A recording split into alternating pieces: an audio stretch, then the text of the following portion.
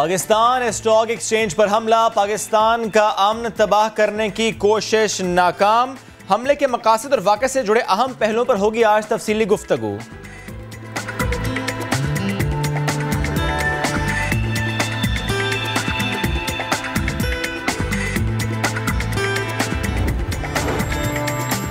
और इसके अलावा लॉकडाउन में नरमी के बाद मार्केट्स खोली जाए तो कैसे, आम आदमी क्या चाहता है, दुकानदार क्या कहते हैं, हम आपको बताएंगे कुछ ही देर में।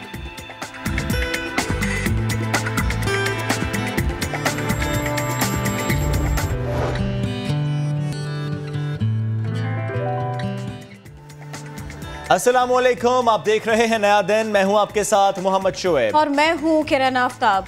कल जब आपसे हमने रुख्सत ली थी तो उस वक्त एक बड़ा मामला था, कराची स्टॉक एक्सचेंज पर हमला किया गया था। किसकी तरफ से हमला किया गया था हम सब जानते हैं। हमारा दुश्मन हम तबाह करना चाहता है। ये शहरग है, मुआशी शहरग है कराची पाकिस्तान की, इसके ऊपर हमला किया गया। और फिर देखा क्या गया, वारदात छोड़िए, इनके अज़ाइम छोड़िए, फिर उसके बाद में दुनिया ने क्या देखा वो ज़रा देख लीजिए, वो ज़रा जान लीजिए। जिसका जो काम था उसने वो किया, लम्हों में किया, मिनट्स में किया। जितनी भी हमारे पास सीसीटीवी फुटेजेस आ रही हैं, जितनी मालूमात कुछ ही देर में हमारे पास पहुंची, हमने आपको बताई, लेकिन इसके नताइज भी अक्स करना बहुत ज़रूरी है। हमारी फोर्सेस ने, हमारी सिक्योरिटी फोर्सेस ने, उन गार्ड से लेकर दीगर इदारों तक, सब ने दहशतगर्दों को मट्टी चटाई, धूल चटाई, नाकाम बनाया। और सिंध पुलिस के जवानों का क्या ही कहना, इन्होंने तो दहशतगर्दों को सांस लेने की मोहलत नहीं दी। एग्जैक्टली, उन्होंने अंदर घुसने की कोशिश करने भी ना दी, वो कोशिश नाकाम बना दी। और जो सीसीटीवी फुटेजेस सामने आई उनमें भी देखा जा सकता है कि किस तरह सिक्योरिटी एहलकारों ने भारी हथियारों से लैस दहशतगर्दों का बेजिगरी से मुकाबला किया और उन्हें स्टॉक एक्सचेंज की इमारत में दाखिल होने का मौका ही नहीं दिया। और ये सब कुछ हुआ सो हुआ, लेकिन उस सब के बाद में कोई भी आपको सिक्योरिटी फोर्सेस में से पीछे दिखाई नहीं देगा। गार्ड्स उन्होंने अपना काम किया, पुलिस उन्होंने अपना काम किया, सिंध रेंजर्स वो भी मौके पर पहुंचे, कोई भी सेकंड जाया किए बगैर पहुंचा। और किरण, यहाँ ये भी हम कह देते हैं एक बार फिर से कि भारत ने जितने पैसे लगाए वो सारे पैसे हमने सिर्फ और सिर्फ 10 मिनट में डबो दिए। सुबह 10:02 दहशतगर्दों की गाड़ी स्टॉक एक्सचेंज जाने वाली सड़क पर आकर रुकी। 2 दहशतगर्द गाड़ी से निकले और बैरियर पर तैनात मुहाफिजों पर फायरिंग कर दी। एक सिक्योरिटी एहलकार शहीद हुआ, दीगर ने पीछे जाकर पोजीशनें संभाल ली। दहशतगर्द भारी हथियारों से मुसलसल फायरिंग करते रहे। एक दहशतगर्द ने बैरियर के नीचे से आने की कोशिश की तो सिक्योरिटी वालों की फायरिंग से मारा गया। दीगर दहशतगर्द साइड से सड़क पर आगे बढ़े। इस दौरान एक और दहशतगर्द अपने अंजाम को पहुंचा। 10:06 पर 2 दहशतगर्द गिरते पड़ते, छुपते छुपाते अहाते में लगे गेट पर पहुंचे। एक दहशतगर्द गेट के बाहर चौकी के पीछे छुपा हुआ था। सिक्योरिटी फोर्सेस की फायरिंग से इसके पास मौजूद बम फटा और वो भी जहन्नुम वासिल हो गया। 10:13 पर आखिरी दहशतगर्द ने अहाते के गेट से जैसे ही अंदर दाखिल होने की कोशिश की, सिक्योरिटी एहलकारों ने उसे भी फौरी तौर पर ढेर कर दिया। तो जनाब, अब हम अपने दिल और दिमाग और जज्बात दिखाएंगे और जो हमारे शहीद हुए हैं उनका ख्याल रखेंगे। हम तो अपना ख्याल रखते हैं, अपनों का ख्याल रखते हैं, वाकई दिल के साथ रखते हैं, अक्ल के साथ रखते हैं, लेकिन दुश्मन, इनको अक्ल नहीं आती। अफगान अमन अमल से छुट्टी, कोरोना के बाद गलत फैसलों के सबब आखिरी सांसें लेती मईशत, चीन से ठुकाई, पिटाई, जिल्लत उठाई भारत ने, लेकिन अक्ल फिर भी ना आई। पाकिस्तान के हाथों एक बार फिर से जोरदार करारा थप्पड़ लात के साथ मिला है इनको। प्लान इनका नाकाम हुआ, नादानी इनकी देखिए, कोई हरबा इनके काम नहीं आ रहा। और जो कलदन तंजीमें हैं जिनका हम तज़किरा कर रहे हैं, इनके खिलाफ हम भरपूर एक्शन ले रहे हैं। बढ़ते हैं आगे। स्टॉक एक्सचेंज के हमले की तहकीकात कहां तक पहुंची, ये सवाल लेकर चलते हैं रिपोर्टर सऊद बिन मुर्तज़ा की जानिब। सऊद, ज़ाहिर है फोरेंसिक होना था गाड़ी का और बहुत सी तहकीकात होनी थी, क्या कुछ सामने आया है अब तक?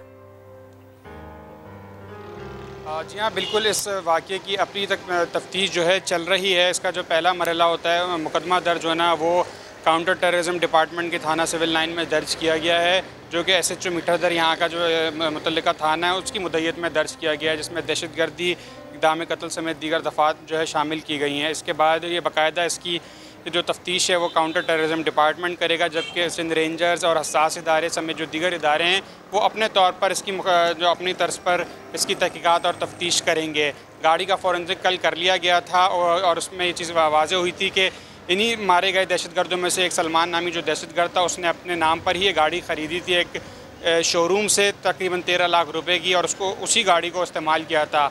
ये वही जिस तरह गुज़िश्ता रोज़ DG रेंजर्स ने बताया कि कलादन तंजीमों का एक नेक्सस बना हुआ है, उन्हीं का ये गठजोड़ का एक सिलसिला था जिन्होंने माजी में चीनी कौंसल खाने पर हमला किया, और अब उसके बाद ये यहाँ पर उनका दूसरा अटैक था कराची शहर में, जो कि दोबारा नाकाम हुआ। यह मुकाम है मेरे पीछे, ये वो मरकज़ी रास्ता है जहाँ से गाड़ी अंदर जाती है, यहीं पर ये गाड़ी रुक गई थी और उसके बाद यहीं पर शुरू हुआ, और उसके बाद इसी रोड पर आगे जाकर जो दूसरा गेट है वहीं पर ये मुकाबला ख़त्म हो गया। जो मरकज़ी बिल्डिंग है स्टॉक एक्सचेंज के अंदर जाके अगले गेट से, वहाँ से दहशतगर्द अंदर नहीं जा सके थे, यहीं पर उनको ढेर कर दिया गया था। इस वाक़े में कोर्ट पुलिस का एक जवान, इसके अलावा सिक्योरिटी गार्ड शहीद हो गए थे, एक जो है राहगीर समेत 2 पुलिस एहलकार इस वाक़े में ज़ख्मी भी हुए थे। मुख्तलिफ पहलुओं पर काम किया जा रहा है कि किस तरह से गाड़ी। मुर्तज़ा, बहुत शुक्रिया, आप इस सिलसिले में अपडेट कर रहे थे। एक ऐसा वाक़या जिससे पाकिस्तान को हिलाने की कोशिश की गई, पाकिस्तान की मईशत को हिट करने की कोशिश की, ऐसा आम तौर पर कहा जा रहा है कल से अब तक में। लेकिन महरिकात क्या हो सकते हैं, शायद अभी भी हम उन तक पहुँच नहीं पाए, या हमें कुछ अंदाज़ा है, कुछ मामलात हमारे ऊपर क्लियर हैं, और फिर उसके बाद में अब आलमी दुनिया इस सब पर क्या रिस्पॉन्ड कर रही है। हम कोशिश करेंगे कि इसी सब के ऊपर बात करें। वज़ीर ख़ारिजा शाह महमूद कुरैशी साहब हमारे साथ हैं। अस्सलाम वालेकुम शाह साहब, कैसे हैं आप? कल का वाक़या बड़ा वाक़या है, और इस सब के ऊपर हमने बड़ा बरवक्त इक़दाम भी कर लिया, हमारे फोर्सेस ने इस सब के ऊपर काम भी कर लिया। बात एक बार फिर साफ़ है, फिर क्लियर है कि हम हर ख़तरे से निपटने के लिए तैयार हैं, और शाह साहब ये बात भी क्लियर है कि दुश्मन को बिल्कुल एक आंख नहीं भाता कि हम चैन से सोएं, और हमारे जवान जो है ना वो मुसलसल जहाद ही करते रहे, मुसलसल जंग ही करते रहे, वो थकाने की उनको कोशिश कर रहे हैं पूरी अपनी तरफ से, नाक़िस सी कोशिश। देखिए, आप जानते हैं कि कुछ कुव्वतें हैं वो पाकिस्तान में इस्तेहकाम नहीं देखना चाहती, कुछ कुव्वतें हैं जो पाकिस्तान की माशी तरक्की नहीं देखना चाहती। जब भी मुल्क में इस्तेहकाम आने की कोशिश होती है, कोई करता है, तो रखना अंदाजी होती है, सियासी अदम इस्तेहकाम पैदा किया जाता है। जब कश्मीर के मसले को हम अरूज पे ले जाते हैं तो एक नए धर्रे का इंतज़ाम किया जाता है जो कि फिर नाकाम होता है। जब भी माशी तौर पर हम मुस्तहकम होने की कोशिश करते हैं, हम इकनॉमिक एक्टिविटी इन्वेस्टमेंट बढ़ाने की कोशिश करते हैं, तो फिर उनकी बोलियां बोलने वाले CPAC के प्रोजेक्ट पर उंगलियां उठनी शुरू हो जाती हैं, उसके नकाइस जो है वो उजागर किए जाते हैं। आपने देखा है कि पूरी कौम ने मिलकर दहशतगर्दी के खिलाफ जंग लड़ी है, हमारी अफवाज ने बेपनाह कुर्बानी दी है, अल्हम्दुलिल्लाह हमें कामयाबी हुई है। मैं पहले भी कह चुका हूँ कि स्लीपर सेल्स जो थे उनको एक्टिवेट किया जाएगा, और मेरी बात सही साबित हो रही है कि इस वक्त हिंदुस्तान को नाकामियां दर नाकामियां हो रही हैं।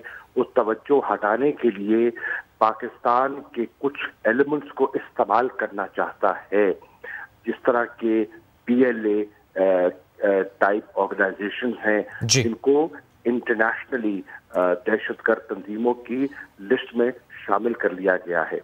आप देखें, हमें संजीदगी से इन हालात को समझना होगा, मकबूजा कश्मीर की सूरत हाल को समझना होगा, और मैंने यही ऑपोजिशन रहनुमाओं से कहा था कि आप तशरीफ लाइए, हम आपको अर्ज करें कि इस वक्त खित्ते की सूरत हाल क्या है। उन्होंने मेरी बात पर तवज्जो नहीं दी, बाहर रहो, वो बजट को नाकाम करने में मसरूफ हो गए, बहरहाल अब वो मरला भी गुजर गया। लेकिन मुझे ताज्जुब हुआ कि कभी कराची की स्टॉक एक्सचेंज पर हमला होता है और सिंध असेंबली में वजीर आला सिंध अपने एक्साइज मिनिस्टर को कहते हैं कि आप वफाक के लिए टैक्स जमा करने बंद कर दो। क्या वो भूल जाते हैं कि अगर वफाक के लिए टैक्स आप बंद करेंगे तो जो डिविजिबल पूल है जिससे सूबों को हिस्सा मिलता है मुतासर नहीं होगा। तो क्या वो सिंध की खिदमत कर रहे हैं या सिंध के मफादात को नुकसान पहुंचा रहे हैं? ठंडे दिल से इस पर गौर करने की जरूरत है। मैं समझता हूं कि इस किस्म के बयानात और इस किस्म की डेस्परेशन से वो सिंध के मफादात का तहफ़्फ़ुज़ नहीं बल्कि उन्हें नुकसान पहुंचा रहे हैं, पाकिस्तान के मफादात को नुकसान पहुंचा रहे हैं। इससे बिल्कुल बिलाशुबा पाकिस्तान के मफादात को नुकसान पहुंचा। शाह साहब, ज़ाहिर है हम लोग कल से इस पर कवरेज कर रहे हैं और हमने पिछले हफ्ते भी इस पर शोज़ किए थे और हमने वो लिंक सारे नाज़रीन के सामने रखे कि किस तरह मामा कदीर इंडियन टेलीविज़न चैनल पर बैठ के जिस तरह गुफ्तगू करते हैं मोदी साहब के हवाले से, उनकी मदद के हवाले से, और किस तरह वो बता देते हैं कि हमारा किस किस से राबता है।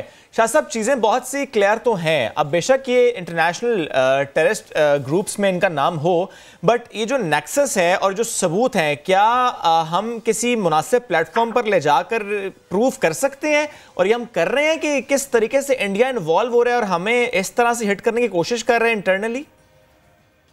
एक तो मुझे आपकी आवाज बहुत हल्की सुनाई दे रही है, मैं कोशिश करके अंदाजा लगाऊंगा आपने क्या कहा। देखिए, इंडिया के अज़ाइम तो बड़े वाजे हैं।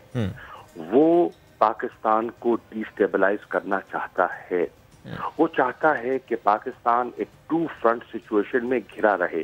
कभी वो नहीं चाहता कि अफगानिस्तान में अमन हो, इस्तेहकाम हो और जो पीस प्रोसेस है वो आगे बढ़े, क्योंकि वो समझता है कि अगर वहां अमन आ गया और पाकिस्तान ने अपना किरदार अदा कर दिया तो फिर उनकी मगरिब से तवज्जो कम हो जाएगी। और मशरिक की तरफ आप देख रहे हैं कि मुसलसल उन्होंने हमारे लिए पेचीदगियां पैदा की हुई हैं। आए दिन लाइन ऑफ कंट्रोल पे जो सीज फायर है उसको वायलेट करते हैं। आए दिन आम शहरियों को, बच्चों को, मस्तूरात को निशाना बनाते हैं। आप देख रहे हैं कि लाइन ऑफ एक्चुअल कंट्रोल पर जब चीन के साथ उनकी पंजा आजमाई हुई और उनका जिसको कहते हैं ना मुंह की खानी पड़ी, तो उससे तवज्जो हटाने के लिए वो अपनी आवाम की तवज्जो पाकिस्तान की तरफ मोड़ना चाहते हैं ताकि जो इस वक्त अंदरूनी इख्तिलाफात हैं उन पर वो गलबा पा सकें। तो पाकिस्तान को इन सब चीजों का इदराक है और मैं तवक्को करता हूं कि हमारी जो दीगर सियासी जमातें हैं वो इस चाल को समझें और समझकर पाकिस्तान को किसी किस्म के अदम इस्तेहकाम की तरफ न जाने दें। शाह साहब, देखिए, बजट बहस का तस्करा आपने किया लेकिन आप क्विकली उससे दूसरे मौजू पर भी आ गए, मैंने ऑब्जर्व किया। लेकिन आपकी आवाज मुझे बिल्कुल सुनाई नहीं दे रही। शाह साहब, मैं पूछना चाह रही हूँ आपसे कि कल भी आपने बजट बहस का भी तस्करा आपने किया। कल बिलावल भुट्टो साहब ने भी बहुत कुछ कहा, उन्होंने अपने तौर पर कुछ तजावीज़ रखी हैं, अपने तौर पर थोड़ी सख्त बातें भी की हैं। मैं चाह रही थी कि जिस वक्त हम ये बात कर रहे हैं कि हमें डट के मिल के लड़ना है, हमारे सामने बहुत सारे प्रोजेक्ट्स हैं, हमारे सामने बहुत सारे इश्यूज हैं, ऐसे में सियासी इकाइयों का एक होना और ऐसे माहौल को ना बनाना कि जिससे बाहर बैठे लोग हमारे ऊपर हंसे, मजाक उड़ाए कि ये तो खुद एक पेज पर नहीं है, इनके यहाँ कौन सा कोरोना है, इनके यहाँ तो बजट पर रोना है। सर, ये इसके ऊपर मैं आपका कॉमेंट चाह रही थी। देखिए, बिलावल ने जो कुछ करना था, ऑपोजिशन ने जो कुछ करना था, उन्होंने कर लिया। ऑपोजिशन का काम होता है वो तनकीद भी करती है, नुक्ताचीनी भी करती है और फिलिबस्टर भी करती है। ये पार्लिमानी रिवायात के मुताबिक है, मैं इससे वाकिफ हूँ। लेकिन एक हद तक वो गए और वो उनकी कोशिश के बावजूद उन्होंने क्या सराइयों से काम लिया, उन्होंने लोगों से राबते किए, उन्होंने पार्टी के अंदर खलफशार पैदा करने की कोशिश की, नाकामी हुई। अब मैं समझता हूं कि वो किरदार अदा जो करना था उन्हें कर लिया। अब आगे चलें और देखें कि पाकिस्तान की जरूरत क्या है। इन्होंने बहुत तनकीद की थी इमरान खान के लॉकडाउन पर, स्मार्ट लॉकडाउन पर। क्या आज यूरोप में, क्या आज दीगर ममालिक में उस पर अमल पैरा शाह साहब, बात आपकी कट रही है। शाह साहब, बात आपकी कट रही है। आई एम सॉरी, प्लीज सवाल ले लीजिए। शाह साहब, ये मैं नहीं कह रही, ये एक आम आदमी सवाल कर रहा है कि जिस वक्त कराची स्टॉक एक्सचेंज में हमला हो जाता है, पाकिस्तान पीपल्स पार्टी का प्रोविंस है ये, उनके हाथ में चीजें हैं, एक तरफ कोरोना है, दूसरी तरफ बजट है, क्या सारी की सारी बातें करनी उसी दिन जरूरी थी? क्या सब कुछ करना, इतना रिएक्ट करना? ठीक है, वो जज्बाती है, ठीक है, उनका मसला है, ठीक है, वो अच्छी ऑपोजिशन दिखाना चाह रहे हैं। सर, यही दिन क्यों चुन लिया? एक दिन खामोश खामोश नहीं रहा जा सकता था? सर ये मेरा सवाल नहीं है, ये कहाँ पाकिस्तानी का सवाल है? देखिए, अर्ज ये है, आपने बजा तौर पर कहा कराची सिंध का दारुल खिलाफा है। कराची की स्टॉक एक्सचेंज पर जो उनका इकोनॉमिक नर्व सेंटर है उस पे हमला होता है। लॉ एंड ऑर्डर की जिम्मेदारी किसकी बनती है? सूबाई हुकूमत की। उस तरफ तवज्जो दिए बगैर वो असेंबली में आके इस किस्म की तकरीर करते हैं। अब इसे कहते हैं बचपना, इसे कहते हैं नापुख्तगी। वक्त के साथ साथ उनको तजर्बा होगा, वक्त के साथ साथ वो सीखेंगे। अभी तो जो उनको लिख के दिया जाता है वो आके पढ़ देते हैं, वो आके वो जुमले अदा कर देते हैं। उनको अपनी थिंकिंग और खड़े on the floor of the house situation को गेज करके उनको सिचुएशन के साथ डील करना नहीं आता। कह रहे थे कि बहुत लायक लोग हैं इसमें, बड़े समझदार लोग हैं इसमें, बड़े एक्सपीरियंस्ड लोग हैं इसमें। वो पीएमएलएन का क्या सर, वो भी बताइएगा प्लीज। देखिए, पीएमएल का इस वक्त तो उनको देखे ना, एजेंडा ये है कि एक नुकाती एजेंडे पे मुत्तफिक हैं कि किसी तरह इमरान खान से हमें छुटकारा मिल जाए। आपस में इनकी कोई मुताबिकत नहीं है, ना इनके जहन मिलते हैं, ना इनके दिल मिलते हैं, ना इनके मंशूर मिलते हैं, ना इनके नजरियात मिलते हैं। सिर्फ तासुब में इनकी यकजहती है। एक खौफ है और एक वो नफ्सियाती दबाव है, या हो सकता है कुछ केसेस से तवज्जो हटाने के लिए या वहां से कोई रिलीफ हासिल करने के लिए उनकी ये कोशिश जरूर हो सकती है। सर एक जुमला, उसके अलावा तो कोई ममासलत दिखाई नहीं देती। सर एक जुमला सर। कल एक सेकंड, बिलावल कल अपनी तकरीर में मुस्लिम लीग नून पर तनकीद करते हैं, नुक्ताचीनी करते हैं, वो हजम कर जाते हैं। क्यों? क्योंकि टारगेट कुछ और है। शाह साहब, एक आम पाकिस्तानी, मुझे एक जुमला चाहिए इसमें, ये वक्त एक आम पाकिस्तानी के लिए क्या है, उसको क्या करना चाहिए? देखिए, आम पाकिस्तानी चाहता है कि जो उसके मसाइल हैं, उसके मसाइल क्या है इस वक्त? उसको कोरोना से नजात चाहिए। वो समझता है कि कोरोना ने हर खानदान को, हर कुंबे को मुतासिर किया है या कर सकता है, तो उससे वो चाहता है कि यकसुई से मिलके आगे बढ़े। आम पाकिस्तानी चाहता है कि दहशतगर्दी की जो वबा थी हमारे मुल्क में वो फिर सर ना उठाए। आम पाकिस्तानी चाहता है जो माशी मुश्किलात हैं उससे हम बाहर निकलें, इस मुल्क में सरमायाकारी हो, बेरोजगारी, इसी को एड्रेस करना भी जरूरी है। बहुत शुक्रिया उसका मुकाबला किया बहुत शुक्रिया, आप हमारे साथ इस सिलसिले में बात कर रहे थे। बढ़ते हैं आगे।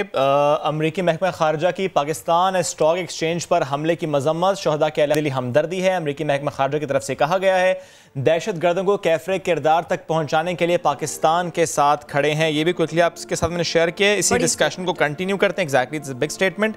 Now we have Ahmed Chinoy with us, director Pakistan stock exchange, and brigadier retired Haris Nawaz sahab, आप दिफाई तज्ज़ियाकार हैं, आप दोनों को हम वेलकम कहेंगे। अहमद चुनाई साहब, आपसे गुफ्तगू का आगाज़ करना चाहूँगा। आप CPLC चीफ भी रहे हैं और ज़ाहिर है ऐसी कार्रवाइयाँ माजी में भी होती आई हैं कि जब कार्रवाइयों में एक यकदम तेज़ी आती रही है, जब हम नए नेक्सस देखते आए, जब स्लीपर सेल्स एक्टिव होते हमें नजर आए हैं। सर, अगर हम इसी महीने की बात कर लें तो हमने देखा रेंजर्स पर भी हमले हुए, अब हम मुख्तलिफ मकामात पर, कराची में भी और इंटीरियर सिंध में भी, और अब कल का ये वाक़या, कल का ये हमला हमने नाकाम बनाया और इंशाल्लाह जितने भी हमले होंगे हम नाकाम ही बनाएंगे। लेकिन ये जो नए वाक़यात अब रूनुमा हो रहे हैं, क्योंकि ज़ाहिर है हम तो अमन के ख़्वाह हैं और हम अमन के लिए काम भी कर रहे हैं, बट अगर दोबारा से स्लीपर सेल्स एक्टिव हो रहे हैं, दोबारा से ऐसे वाक़यात रूनुमा हो रहे हैं, तो ये किस चीज़ की इंडिकेशन है? एग्जैक्टली हो क्या रहा है? बिस्मिल्लाहिर्रहमानिर्रहीम। देखिए, मैं ये समझता हूँ कि BLNS की जब रिस्पॉन्सिबिलिटी कबूल कर ली तो इसमें कोई दो राय नहीं होनी चाहिए कि इंडियन रॉ एजेंट जो है वो इसके पीछे हैं और पाकिस्तान में वो ना स्टेबिलिटी देखना चाहते हैं, ना पाकिस्तान को एक मुस्तहकम जमहूरियत या एक मुस्तहकम मईशत की तरफ ले जाना चाहते हैं। वो चाहते हैं कि पाकिस्तान की मईशत को कारी ज़रब लगाएं और वक्तन फ़वक्तन इस किस्म की वारदातें जो हैं वो होती रहती हैं। मैंने अपने जो भी 25 साल का करियर है डिफेंस के साथ, लॉ एंड ऑर्डर के साथ, वो उसमें मैं समझता हूँ कि हमने कराची में पहले भी देखा है, हमने पूरे मुल्क भी देखा है, इस किस्म की वारदातें जो हैं वो जब भी हालात माशी तौर पर संभलने लगते हैं, इन वारदातों में जो है वो तेज़ी आ जाती है। तो मैं ये समझता हूँ कि ये उसी का तसलसल है। दूसरा ये कि पाकिस्तान स्टॉक एक्सचेंज को अरसे दराज से जो है वो थ्रेट्स आ रही थी, डायरेक्ट भी आ रही थी, एजेंसीज़ के ज़रिए भी हमें इत्तला मिल रही थी। पिछले अप्रैल में भी जो है वो एजेंसीज़ ने आके हमें मुतनब्बा किया था और हमने अपनी सिक्योरिटी ब्रीफ अप की थी। सर, ये लास्ट टाइम थ्रेट अलर्ट कब आया था? हालात मैं समझता हूँ बहुत बेहतर हो गए और इन दहशतगर्दों को मैं समझता हूँ पहली और दूसरी और तीसरी लाइन ऑफ डिफेंस पे जो है वो मैनेज करके कैफिर किरदार तक पहुँचा दिया गया था। सही। अहमद साहब, आपने थ्रेट अलर्ट्स का जिक्र किया, यानी ये जो कल का वाकया इससे मुतालिक थ्रेट अलर्ट था और दैट इज़ द रीज़न कि हम ज़्यादा एक्टिव थे, हम उसके लिए तैयार थे। जी बिल्कुल, थ्रेट अलर्ट था, हम बिल्कुल तैयार थे और तैयारी का अंदाज़ा इस बात से लगाया जा सकता है कि 4 लाइन ऑफ डिफेंस बनाई गई थी और तीसरी लाइन ऑफ डिफेंस पर सिर्फ एक दहशतगर्द पहुंच सका और वो भी जो है वो ऊपर स्नाइपर फाइटर्स हमारे पास थे, उन्होंने ऊपर से फायर करके उसको कैफिर किरदार तक पहुंचा दिया। मतलब उन थ्रेट्स का हमको ये फायदा हुआ कि हमने इस चीज़ को बिल्कुल सीरियस भी लिया, हमने इसके ऊपर काम भी किया। प्लीज़ ज़रा मुझे ये भी बता दीजिएगा सर, सरमायाकारों में कोई तशवीश पाई जाती है, वो थोड़े से टेंस हैं, थोड़े खौफजदा हैं, परेशान हैं, या वो कहते हैं कि हम इस किस्म के हालात देखते आए? देखिए, एक लम्हे के लिए तो मैं सच्ची बात कहूँगा सारे परेशान हुए, लेकिन जिस तरीके से उनको इनकाउंटर किया गया, उनको कैफिर किरदार तक पहुँचाया गया, एक नया जोश और जज्बा और वलवला आ गया कि हम अपने दुश्मन मुल्क को जो है वो अपने अंदर न तो कोई बेचैनी नहीं पैदा करने दे सकते, कोई बदइत्मीनानी पैदा नहीं करने दे सकते और एक नए कॉन्फिडेंस लेवल के साथ जो है वो कल मार्केट ने रिबाउंड किया और मार्केट जो है वो आपने देखा तकरीबन 250 पॉइंट अप गई। तो ये इस बात के सबूत है कि हमें न सिर्फ अपनी सिक्योरिटी फोर्सेस पर पूरा एतमाद है, बल्कि साथ साथ हम ये भी चाहते हैं कि हमारा बिजनेस एज यूजुअल जो है वो चलता रहे। सही। हारिस नवाज साहब, यही पॉइंट कॉन्फिडेंस है, क्योंकि ये कॉन्फिडेंस दिया गया है ज़बान से नहीं, लफ्ज़ों से नहीं, अपने काम से, मिनट्स में यूं करके धुएं की तरह से दुश्मन को उड़ा दिया। ये बताइए, ये अचीव क्या करना चाहते हैं, क्योंकि हम तो इनको हर बार पछाड़ देते हैं। देखें, बेसिकली बात यह है कि जब इनको चाइना में इतनी सख्त चाइना ने ये फौजियों को मारा है और वो भी एक हिस्ट्री कायम कर दी कि लातों से, घूसों से, पत्थरों से मार के तकरीबन 30 से 40 लोगों को मार दिया, एक उनका कमांडी अफसर मार दिया, पूरी दुनिया में इनका मुंह काला हुआ, दुनिया में इनकी जग रसाई हुई और उसके बाद इनके अपने इकनॉमिक क्राइसिस इतने बुरे हाल में है, फिर कोविड-19 की वजह से इनमें बहुत ज़्यादा फैल रहा है, अवाम इनकी इकनॉमिक पॉलिसी से नहीं है। अब जब इनके फौजी मरे हैं तो उसका इनके पास जवाब कोई नहीं है। फिर उसके बाद मिनॉरिटी के खिलाफ जो प्रॉब्लम कर रहे हैं, कश्मीर में जुल्म बर्बाद कर रहे हैं, लाइन ऑफ कंट्रोल में फायर कर रहे हैं, तो ये बेसिकली नाउ दे वांट कि अपनी आवाम के टेंशन डाइवर्ट करने के लिए हम प्राइम मिनिस्टर पाकिस्तान ने पहले ही कह दिया कि जी कोई फ्लैग ऑपरेशन करेंगे, मिसएडवेंचर करेंगे और this is part of that. इसमें ये चाहते हैं पाकिस्तान को डिस्टेबलाइज करना, दे डोंट वांट कि पाकिस्तान में अमन कायम हो। पाकिस्तान की अफवाज ने दहशतगर्दी मुल्क से ख़त्म कर ली है और सिंगल हैंडेडली प्रोफेशनल तरीके से, वो इनको अच्छा नहीं लगता। पाकिस्तानी फ़ौज की तारीफ होती है, पाकिस्तान इकनॉमिक तरक्की कर रहा है, फिर CPEC is the main reason. They don't want कि सी पैक किसी तरीके से बने ताकि पाकिस्तान अपना जो इकनॉमिक तरक्की ज़्यादा ना कर ले। ये वजूहात हैं जिसकी यही वजह है कि वो बलूचिस्तान में ज़्यादा इंटरफेयर कर रहे हैं, वो वहाँ पर सेपरेटिस्ट मूवमेंट्स को हवा देने की कोशिश करते हैं, जो कि नाकाम हो रहे हैं और होते चले आएंगे।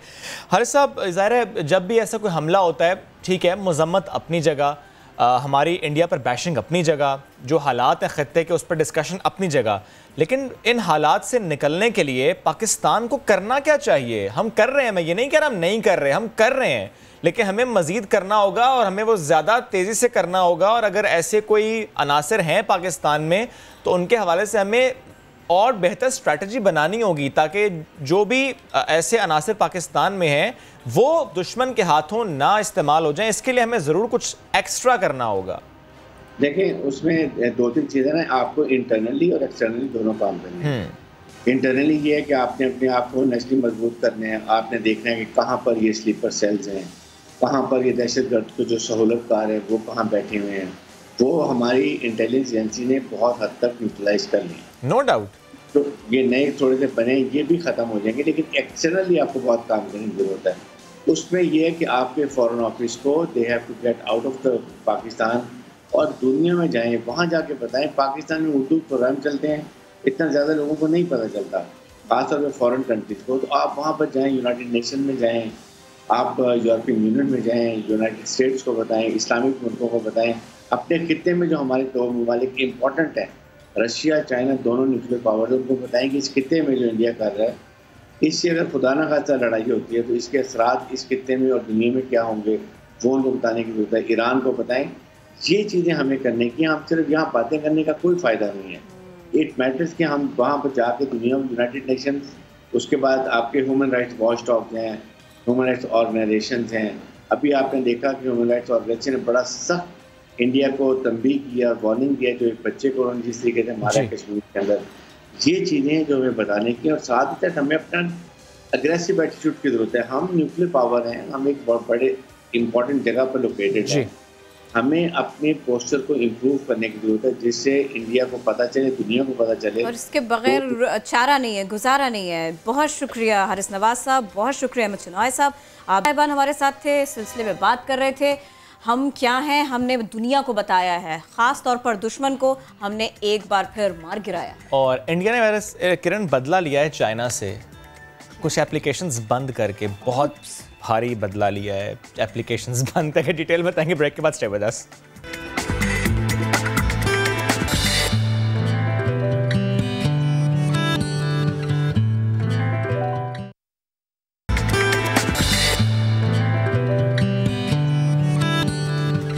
Welcome back after the break. गुज़श्ता रोज स्टॉक एक्सचेंज पर हमला करने वालों की कोशिश क्या हो सकती है? वो कोशिश ये हो सकती है कि पाकिस्तान को डिस्टेबलाइज करना है, वो कोशिश ये हो सकती है कि ये स्ट्रेटेजिक पॉइंट है, इसको हिट करना है। जो भी उनकी कोशिश थी उसमें वो नाकाम तो हुए, लेकिन हम कहां स्टैंड कर रहे हैं? स्टॉक मार्केट कल कैसा परफॉर्म स्टॉक मार्केट ने किया तो आज कैसा परफॉर्म करेगी? स्पेकुलेशन क्या है, एंटिसिपेशन क्या है? तो फारूक खान साहब ने ज्वाइन किया, एमडी स्टॉक एक्सचेंज हैं। बहुत शुक्रिया आपके वक्त का। सर पहले तो मुझे सूरत हाल से मुतालिक बताएं। ज़ाहिर है अब सूरत हाल वैसे तो हमने 25 मिनट में कंट्रोल कर ली थी, क्लियर कर लिया था, लेकिन ज़ाहिर है आफ्टर 24 आवर्स आज कैसी सूरत हाल है? ज़रा आपके जो वहाँ पर और कोलीग्स वगैरह उनसे भी कांटेक्ट है आपका, इससे सिचुएशन क्या है इस वक्त? जी अस्सलाम वालेकुम जी। देखिए कल जो हुआ ये बहुत ही सीरियस इंसिडेंट था और खुदा का शुक्र है कि मैं खैरात पेश करूंगा सिक्योरिटी पर्सनल को, जो हमारे सिक्योरिटी प्रोटोकॉल्स थे वो इतने इफेक्टिवली माशाल्लाह खुदा का शुक्र इम्प्लीमेंट हुए, और हमारे जो सिक्योरिटी भाई थे उन्होंने अपनी जान पर खेलकर बहुत नुकसान से और बहुत और जानों को बचाया। तो वो मैं रिकग्नाइज करना चाहता हूँ, और हम लोग इंशाल्लाह आज हम लोग अनाउंस करेंगे कि हम लोग किस तरह मिलकर इनकी मदद कर सकते हैं। जो शहीद फैमिलीज़ को, जो इंजर हुए उनको और उनकी फैमिलीज़ को, और जिन लोगों ने जो हीरोज़ थे, जिन्होंने जिस सुमरो भाई थे जिन्होंने इन टेररिस्ट को डाउन किया। और इसमें मैं ज़रा फ़ायदा उठाना चाहूँगा आपके प्लेटफॉर्म का, कि मैं अपील करूँगा ना सिर्फ PSX तो करेगी, और हमारा थिंकिंग ये है कि हम लोग एक फ़ंड सेटअप करें जिसके अंदर बाकी brokers, stock broker association, listed companies, investors, जो भी चाहे सिविल ऑर्गेनाइजेशंस, वो उसमें कंट्रीब्यूट कर सकें, ताकि एक मीनिंगफुल वे में इन लोगों ने, जिन्होंने ये सिर्फ PSX नहीं था, PSX जो है वो पाकिस्तान की इकॉनमी का एक सिंबल है, एक नेशनल इंपॉर्टेंस की ऑर्गेनाइजेशन है, और ये जो अटैक था ये पाकिस्तान की मईशत, इसके सरमायाकारों के ऊपर था। तो आई होप कि हम लोग सब मिलकर कंट्रीब्यूट करके, जान का तो कोई नहीं उसको कॉम्पनसेट कर सकता, मगर उनकी फैमिलीज़ को जो परेशानियां हैं उनमें हम एटलीस्ट शाना बशाना उनके साथ खड़े हो सकें और उनकी हेल्प कर सकें। तो मैं अपील करूंगा आपके प्लेटफॉर्म से कि हम आज ही जब अनाउंस करेंगे तो जो भी स्टेप करना फॉरवर्ड करना चाहें, लिस्टेड कंपनीज, बैंक्स, 12-14 बैंक्स की ब्रांचेज हैं PSX में, हम लोग सब मिलकर इन लोगों की इनकी मदद करें, और जो बाकी सिक्योरिटी एहलकार हैं उनको रिकग्नाइज करें जिन्होंने इतनी दिलेरी से ये काम किया। जो ये भी नहीं देखा कि 2 दिन के बाद में रिटायर होने वाले हैं, या कुछ सेकंड्स ही उन्होंने ले लिए होते हैं, सांस ले लें, थोड़ा संभल जाएं। प्लीज़ आप बात कंटिन्यू कीजिए। जी, तो आप जो सवाल पूछ रहे थे कि मार्केट का, और ये भी मैं, जो हमारी PSX की टीम है, जो ब्रोकर्स थे, इन्वेस्टर्स, रियली उनको भी खराज तहसीन अदा करूँगा कि 1 सेकंड के लिए, 1 मिनट तो बहुत दूर की बात है, क्योंकि 10:02 पर जब ये अटैक शुरू हुआ तो मार्केट 10 बजे ऑफिशियली खुल गई थी, और थ्रू आउट ये जो 8 से 9 मिनट तक अटैक चलता रहा, मार्केट ऑपरेट होती रही, उसके बाद भी ऑपरेट होती रही, और खुदा का शुक्र है इनफैक्ट मार्केट को 250 पॉइंट अप क्लोज हुई, और एशिया में कल मेरे ख्याल ये हाईएस्ट पॉजिटिव मार्केट थी कल। और देखिए, जहाँ तक आगे का ताल्लुक है, ये एक सीरियस इंसिडेंट था और इसको हमें लाइटली नहीं लेना चाहिए। हम लोग भी विजिलेंट रहेंगे और गवर्नमेंट को भी विजिलेंट रहना चाहिए। हमारी सिक्योरिटी फोर्सेस, हमारी एजेंसीज माशाल्लाह highest level of professionalism show करती हैं, और आई एम श्योर वो हम सबको इसमें गाइड करेंगी और हम सब की हिफाजत के लिए दे आर कॉन्स्टेंटली वर्किंग। तो मुझे फुल कॉन्फिडेंस है उस पर, मगर फिर भी मैं कहूँगा कि ये सीरियस इंसिडेंट था और हमें आगे विजिलेंट रहने की बहुत ज़रूरत है। जहाँ तक मार्केट के आउटलुक का ताल्लुक है, देखिए पूरी दुनिया की मार्केट्स, ना सिर्फ पाकिस्तान की मार्केट्स ही नहीं, क्योंकि मार्केट्स की लेवल डिटर्मिन होती हैं कंपनीज की परफॉर्मेंस से और ओवरऑल इकोनॉमी की परफॉर्मेंस से। और जो कोविड-19 का ये मसला रहा है, इसने पाकिस्तान नहीं पूरी दुनिया की इकोनॉमीज को डेवस्टेट किया है, और उसी की वजह से आपने देखा कि मार्केट नीचे आई है। मगर मेरे ख्याल में हमारी मार्केट बहुत अच्छी लेवल्स पर है। बिल्कुल अगले 3 से 6 महीने बहुत मुश्किल रहेंगे कंपनीज के लिए, मगर चीज़ें अब इंशाल्लाह स्टेबलाइज हो रही हैं। और मेरे एक्सपीरियंस में पिछले 30 साल से जो मैंने मार्केट्स को स्टडी किया है और उसमें काम भी किया है, कि जो भी कोई एक लॉन्ग टर्म व्यू लेकर मार्केट में इन्वेस्ट करता है, वो इंशाल्लाह फायदे में रहता है। जी, फायदे में रहता है। और ये वो वक्त है, ये जो मुश्किल का वक्त है, ये वक्त है इन्वेस्टमेंट का।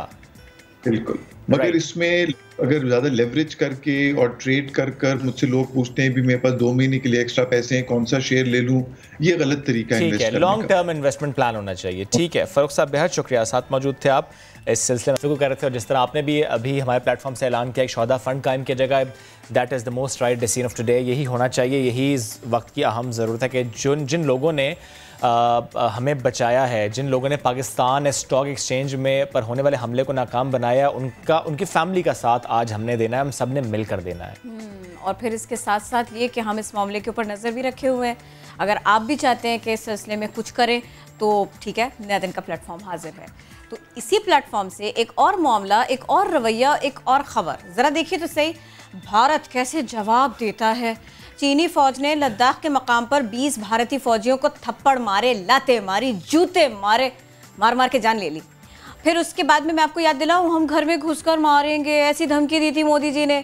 शर्म से डूब मरना चाहिए था, ऐसा नहीं हुआ।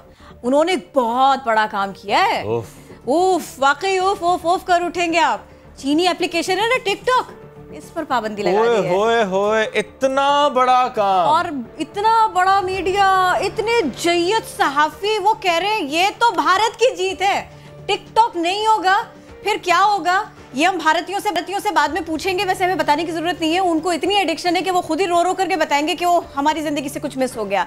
तो ये भारत की बहुत बड़ी फतह है। हम जरा आपको ये सारे का सारा मामला दिखाते हैं। चलिए वापस आते हैं अपने देश में, कुछ अपनी खबरें भी आपको बताते हैं, कुछ अपने ट्रेंड्स भी आपको बताते हैं। तो एक ड्रामा सीरियल है अर्तुगरुल गाजी, आजकल तर्जुमे के साथ में इसको पेश किया जा रहा है, पसंद भी खूब किया जा रहा है। जिन लोगों ने इसे अब देखना शुरू किया है, जो लोग इससे पहले इसको उर्दू सबटाइटल्स के साथ में और अंग्रेजी में देख चुके हैं, किसी दूसरी ज़बान में देख चुके हैं ना, वो बताते हैं आगे की स्टोरी मैं आपको बताता हूँ। मैं ये बताना चाह रही हूँ कि इसकी इतनी फॉलोइंग है, इतनी पसंदीदगी है, लेकिन देखिए ना किसके ऊपर कैसा रंग चढ़े। अब हमारे सियासतदानों को देख लीजिए, अवामी नुमाइंदों को देख लीजिए, उन्होंने इसकी ही गर्दान की, लेकिन अपने अपने स्टाइल में। लीगी रहनुमा एहसन इकबाल, उन्होंने किए पीटीआई पर वार, तो ये कहा कि अर्तुगरुल गाजी बड़ा मशहूर था, लेकिन हमारे यहाँ तो कुछ और ही हुआ है। फिर उन्होंने इसी के आगे के जो हम आवाज़ लफ्ज़ है ना, उसके साथ में बहुत कुछ बोला। मुल्क रोल, खालिजा पॉलिसी रोल, मैशत रोल। अर्तुगरुल यहाँ हर बच्चे की ज़बान पर है, लेकिन हम भी पीछे नहीं, हमने भी बड़े ड्रामे बनाए हैं। वज़ीर इत्तलात पंजाब फैज़ल चौहान ने भी भरपूर जवाब दिया, लेकिन उनके जवाब से पहले जो एहसन इकबाल साहब ने कहा वो आपको सुनवाते हैं। आजकल हम तुर्की को बहुत अप्रिशिएट करते हैं, कि तुर्की ने एक बहुत अच्छा ड्रामा बनाया है, इसमें शक जिससे उन्होंने अपनी तुर्की नेशनलिज्म को उभारा है और आज वो हर बच्चे बच्चे की जबान पे उर्तुगरुल ड्रामा है। लेकिन हम भी पीछे नहीं हैं, हमने भी बड़े ड्रामे बनाए हैं। मुल्क रोल, किसान रोल, मजदूर रोल, नौजवान रोल, ताजर रोल, सरमायाकार रोल, मईशत रोल, खारजा पॉलिसी रोल और उसका ड्रॉप होने वाला है हुकूमत रोल। और फिर फयाज रज़न चौहान साहब ने कहा कि ऑल पाकिस्तान लूट मार एसोसिएशन शायद अभी तक किसी मुगालते का शिकार है। और उन्होंने ज़ाहिर ये टर्म्स वो इस्तेमाल करते आए, वो हमेशा से नारोवाल के रस्तू कहते हैं इनको। उन्होंने ये भी कहा, उन्होंने कहा नवाज रोल, शहबाज रोल, फलां रोल ऐसे रोल का इस्तेमाल उन्होंने किया। लेकिन असल में कौन रुल रहा है इस लड़ाई? अवाम रुल रही है। ये बातें बंद नहीं होंगी तो अवाम रुलती रहेगी, क्योंकि यहाँ पर पेट्रोल के लिए अवाम रुल है, पानी के लिए अवाम रुल है, गैस के लिए अवाम रुल है। ये नहीं बल्कि कह देना चाहिए किरण, जिस के लिए खान साहब नोटिस लेते हैं उसके लिए अवाम रुल जाती है। यही हो जाता है। इसलिए बिलावल भुट्टो साहब ने भी कहा कि खान साहब मजीद नोटिस लेने से गुरेज करें। नोटिस न लें, आप नोटिस लेते हैं तो मामला आगे बढ़ जाते हैं। मगर प्रॉब्लम ये है कि प्रॉब्लम्स अपनी जगह हैं। अगर सूबाई हुकूमत उस सब के ऊपर काम करे तो भी, विफाक उस सब के ऊपर काम करे तो भी, ये सारे के सारे मिलके बैठे तो भी, अवाम दोनों हाथों से ना सर पकड़कर परेशान होते हैं और एक तरफ से दूसरी तरफ जाने वाले बयानात को देखते रहते हैं। तो ऐसे हालात ना पैदा करें प्लीज़, लोगों का ख्याल करें। ये गर्दान तो इतने सारे अल्फाज की थी इस सब के ऊपर, लेकिन भाई प्रॉब्लम सारे के सारे अपनी जगह हैं, तो रुलाए नहीं अवाम को, अवाम पर पहली परेशान। एक खबर नाज़रीन से शेयर कर लेते हैं। इस्लामाबाद के एहतसाब अदालत में तोशा खान रेफरेंस पर समाअत जारी है। अदालत ने साबिक वज़ीर आज़म नवाज शरीफ के इश्तिहार जारी करने का फैसला कर लिया है। जज असगर अली ने रिमार्क्स दिए कि नवाज शरीफ जानबूझकर पेश नहीं हो रहे, इश्तिहारी करार देने की कार्रवाई शुरू की जाए। सुहेल रशीद ने ज्वाइन किया, उनसे बात करते हैं। सुहेल रशीद, कार्रवाई की तफसील दीजिएगा। शोएब, देखिए आज जाली अकाउंट स्कैंडल का जो तोशाखाना रेफरेंस है उस पर समाअत हुई है और साबिक वज़ीर आज़म नवाज शरीफ के जो वारंट्स गिरफ्तारी जारी किए गए थे उनकी तामीली रिपोर्ट नैब की जानिब से अदालत में पेश करते हुए बताया गया कि लंदन में उनके घर पर दफ्तर खारजा के जरिए वारंट्स की तामील करवा दी गई है, लेकिन चूंकि वो बैरून मुल्क हैं तो वो ना तो पेश हो रहे हैं ना उनके वकील आ रहे हैं, जिस पर एहतसाब अदालत ने साबिक वज़ीर आज़म नवाज शरीफ के इश्तिहार जारी करने का फैसला कर दिया है और उनको इश्तिहारी करार देने की बाकायदा कार्रवाई शुरू कर दी गई है। जज असगर अली ने यह कहा है कि वो जानबूझकर अदालत में पेश नहीं हो रहे, क्योंकि जाहिर है वकील भी पेश नहीं हो रहे। बहुत शुक्रिया सुहेल, आपने अपडेट किया। शामिल करते हैं ब्रेक, वापस आते हैं, stay with us.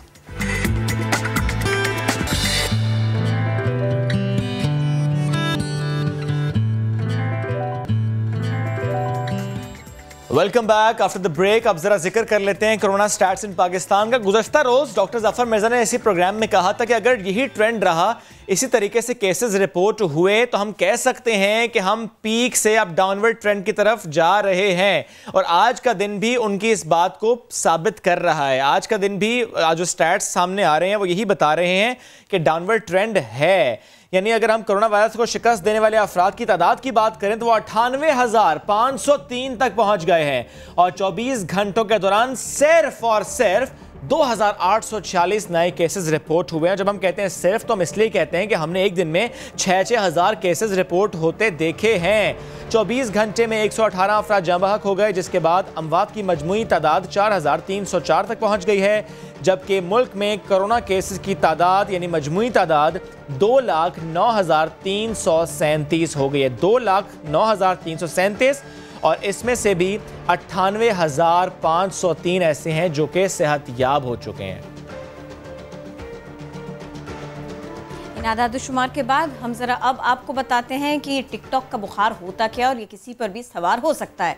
Sindh assembly तक भी ये पहुंच चुका है और इस सिलसिले में खबर भी हमारे पास आपको दे रही है। एग्जैक्टली, तहरीक इंसाफ की एमपी हैं दुआ भुट्टो, उनकी बहन ने असेंबली लॉबी में बैठकर टिकटॉक बनाई और उसके बाद ज़ाहिर बहुत तनकीद हो रही है, क्योंकि तनकीद तब से इसका आगाज़ हुआ था जब हरीम शाह फॉरेन ऑफिस गई थी और वहाँ पर चेयर पर बैठ कर उन्होंने टिकटॉक बनाई थी। और उसके बाद अब ये दुआ भुट्टो की बहन और ये जिस तरह लॉबी में पहुँची और वहाँ टिकटॉक बनाई, तो ये वीडियो भी बहुत वायरल हुई। संजय साधवानी ने इस पर रिपोर्ट तैयार की है, आपको दिखाते हैं।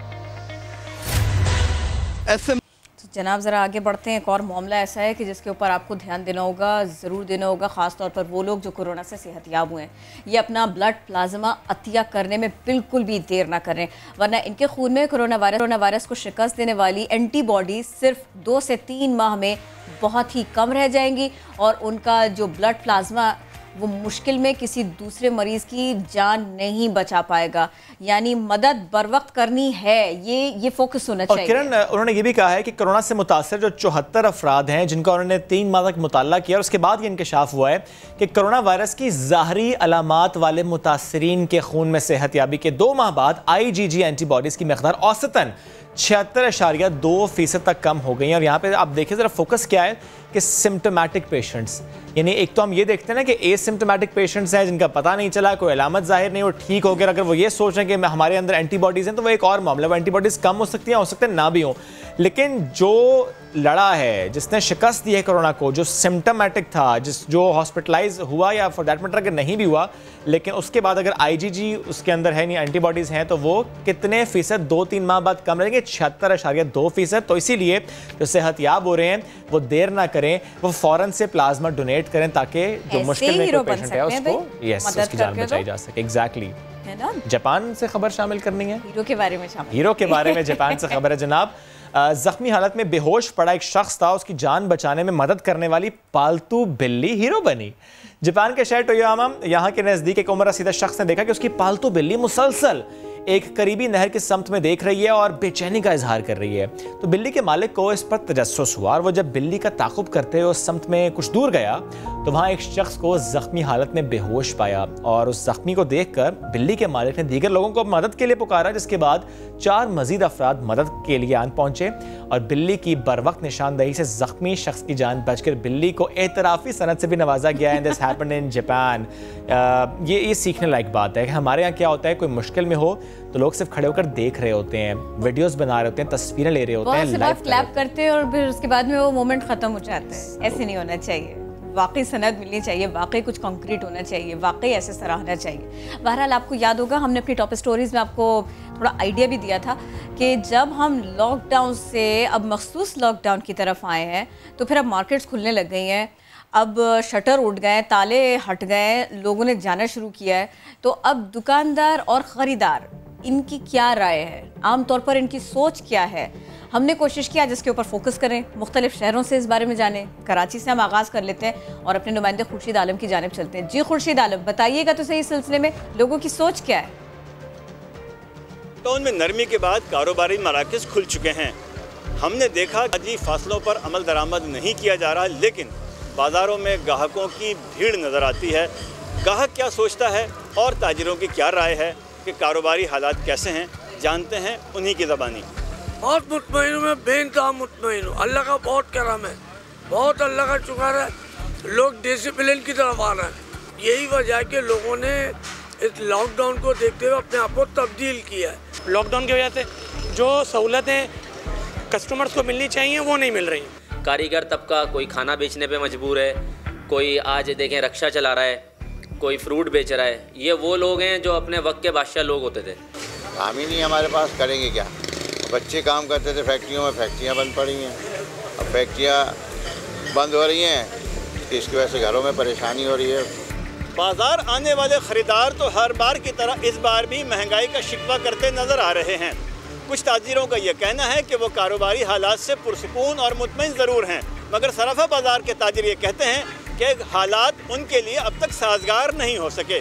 कैमरामैन मोहम्मद आतिफ के साथ खुर्शीद आलम, समा, कराची। कराची से आपको लेकर चलते हैं लाहौर। यहाँ के मुतादिद इलाकों में स्मार्ट लॉकडाउन की वजह से इलेक्ट्रॉनिक्स और मोबाइल फ़ोन सेंटर तो बंद हो चुके हैं। इसकी वजह से ग्राहकों का रुख अब हॉल रोड की तरफ हो गया है। मांग बढ़ने की वजह से हॉल रोड में अशिया की कीमतों में कितना इजाफा हुआ है और जो SOPs हैं जिनके तहत कारोबार खोलने की इजाज़त मिली थी, उन SOPs पर कितना अमल दरामद हो रहा है, ये मैं बताएंगे हमारे नुमाइंदे मोहम्मद लुकमान। मुख्तलिफ इलाकों में लॉकडाउन जारी होने की वजह से कई ऐसे इलाके हैं जहां पे मोबाइल और इलेक्ट्रॉनिक्स का कारोबार था वो बंद हो चुका है। अब सारे का सारा बोझ जो है हॉल रोड पर आ गया जहां पे इलेक्ट्रॉनिक्स और मोबाइल का कारोबार है। यहां पर क्या सूरत हाल है, कितनी चीज़ें महंगी मिल रही हैं और क्या कोरोना की सूरत हाल की वजह से कितनी परेशानी है, इस बारे में लोगों से बात करते हैं। मास्क भी कुछ लोगों ने पहना है, किसी ने नहीं पहना हुआ मास्क, और आपस में कोई, अब आप देख रहे हैं यहाँ पर भी कितना रश है, लेकिन लोगों की मजबूरी है। यहाँ पे कुछ दुकानें बंद हैं, कुछ लोगों ने SOPs का बहुत अच्छा ख्याल रखा हुआ है। लोगों ने लिखा हुआ है कि नो मास्क नो सर्विस, तो सामान जो है यहाँ पे मिल रहा है, सस्ता मिल रहा है। नहीं, बस ये नाम का स्मार्ट लॉकडाउन है, बाकी आप देख सकते हैं तो कोई आधे लोगों ने डाला, आधे लोगों ने मास्क बिल्कुल नहीं डाला हुआ, तो वैसे घूम रहे हैं। अफसोस है आवाम पे, इनको एहतियात करनी चाहिए। एहतियात करनी चाहिए सबको, अल्लाह ताला सबको अपने हिफ्ज़-ए-ईमान में रखे। हाल रोड पर आने वालों का कहना है कि अगर दीगर मराकज़ खुले होते तो कभी वो यहाँ ना आते, क्योंकि यहाँ के लोग जो यहाँ के दुकानदार हैं इस मौके का फ़ायदा उठा रहे हैं। उन्होंने इसकी चीज़ों की कीमतों में इजाफा भी कर दिया है। और दूसरे नंबर पर उनका कहना है कि जितनी भीड़ है SOP पर कोई अमल नहीं कर रहा, बहुत कम लोगों ने मास्क पहने हुए हैं और सोशल डिस्टेंसिंग तो कहीं नज़र नहीं आ रही। अपडेट कर रहे थे इसी सिलसिले में। पश्तूनों की रिवायत का हिस्सा समझी जाती है पेशावरी चप्पल, दुनिया भर में ये मशहूर है। जब कोरोना वायरस आया तो इस तरह से भी इनके लिए एक झटका लेकर आया। इसी बारे में हम कोशिश करेंगे आज बात कर सकें। हमारे नुमाइंदे साद बिन उवैस हमारे साथ हैं, उनसे मजीद जानते हैं। साद, इस कारोबार से वाबस्ता ताजिर कितने मुतासिर हुए हैं? वायरस के बाद दुनिया भर की मईशत को काफ़ी हद तक नुकसान पहुंचा है। ताहम इसमें खैबर पख्तूनख्वा की रिवायती चप्पल की सनत भी काफ़ी मुतासिर हुई है। आइए जानते हैं कि इससे कितना नुकसान पहुंचा है खैबर पख्तूनख्वा की सनत को।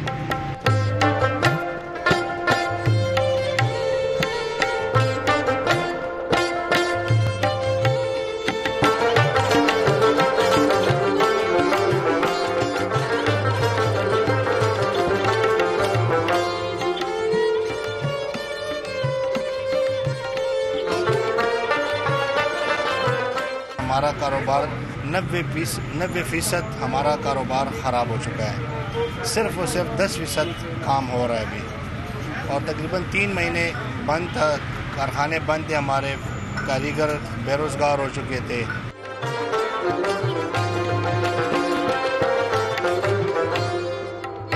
सऊदी अरब, UAE, इंग्लैंड, कनाडा, USA और ऑस्ट्रेलिया, के अलावा जर्मनी, यूरोप में यानी बहुत से ममालिक हैं।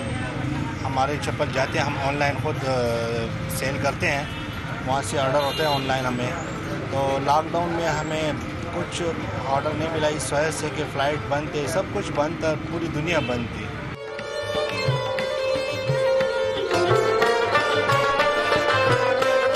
बाहर जो हमारे रिश्तेदार वगैरह रहते हैं जिस दूर इलाकों में, वो भी मांगते हैं, उनके लिए भी हमने नहीं लिया। लेकिन लॉकडाउन की वजह से बहुत मुश्किल था। अभी शुक्र है थोड़ा थोड़ा बाज़ार ओपन हो चुके हैं। हम मज़ीद चाहते हैं कि अल्लाह ताला ये अफवाह जो ख़त्म करे, और हुकूमत को चाहिए कि अच्छी रिलीफ दे दे आवाम को और मार्केट ही खोल दे।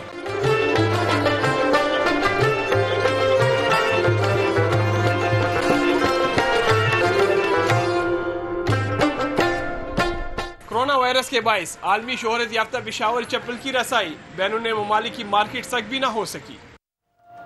और अब आपको बताएं कि लॉकडाउन में नरमी के बाद कारोबार जब खुले हैं तो ज़ाहिर है आवाम को रिलीफ मिला है, और इसीलिए 78% पाकिस्तानी लॉकडाउन में नरमी के बाद कारोबार खुलने के हामी निकले हैं।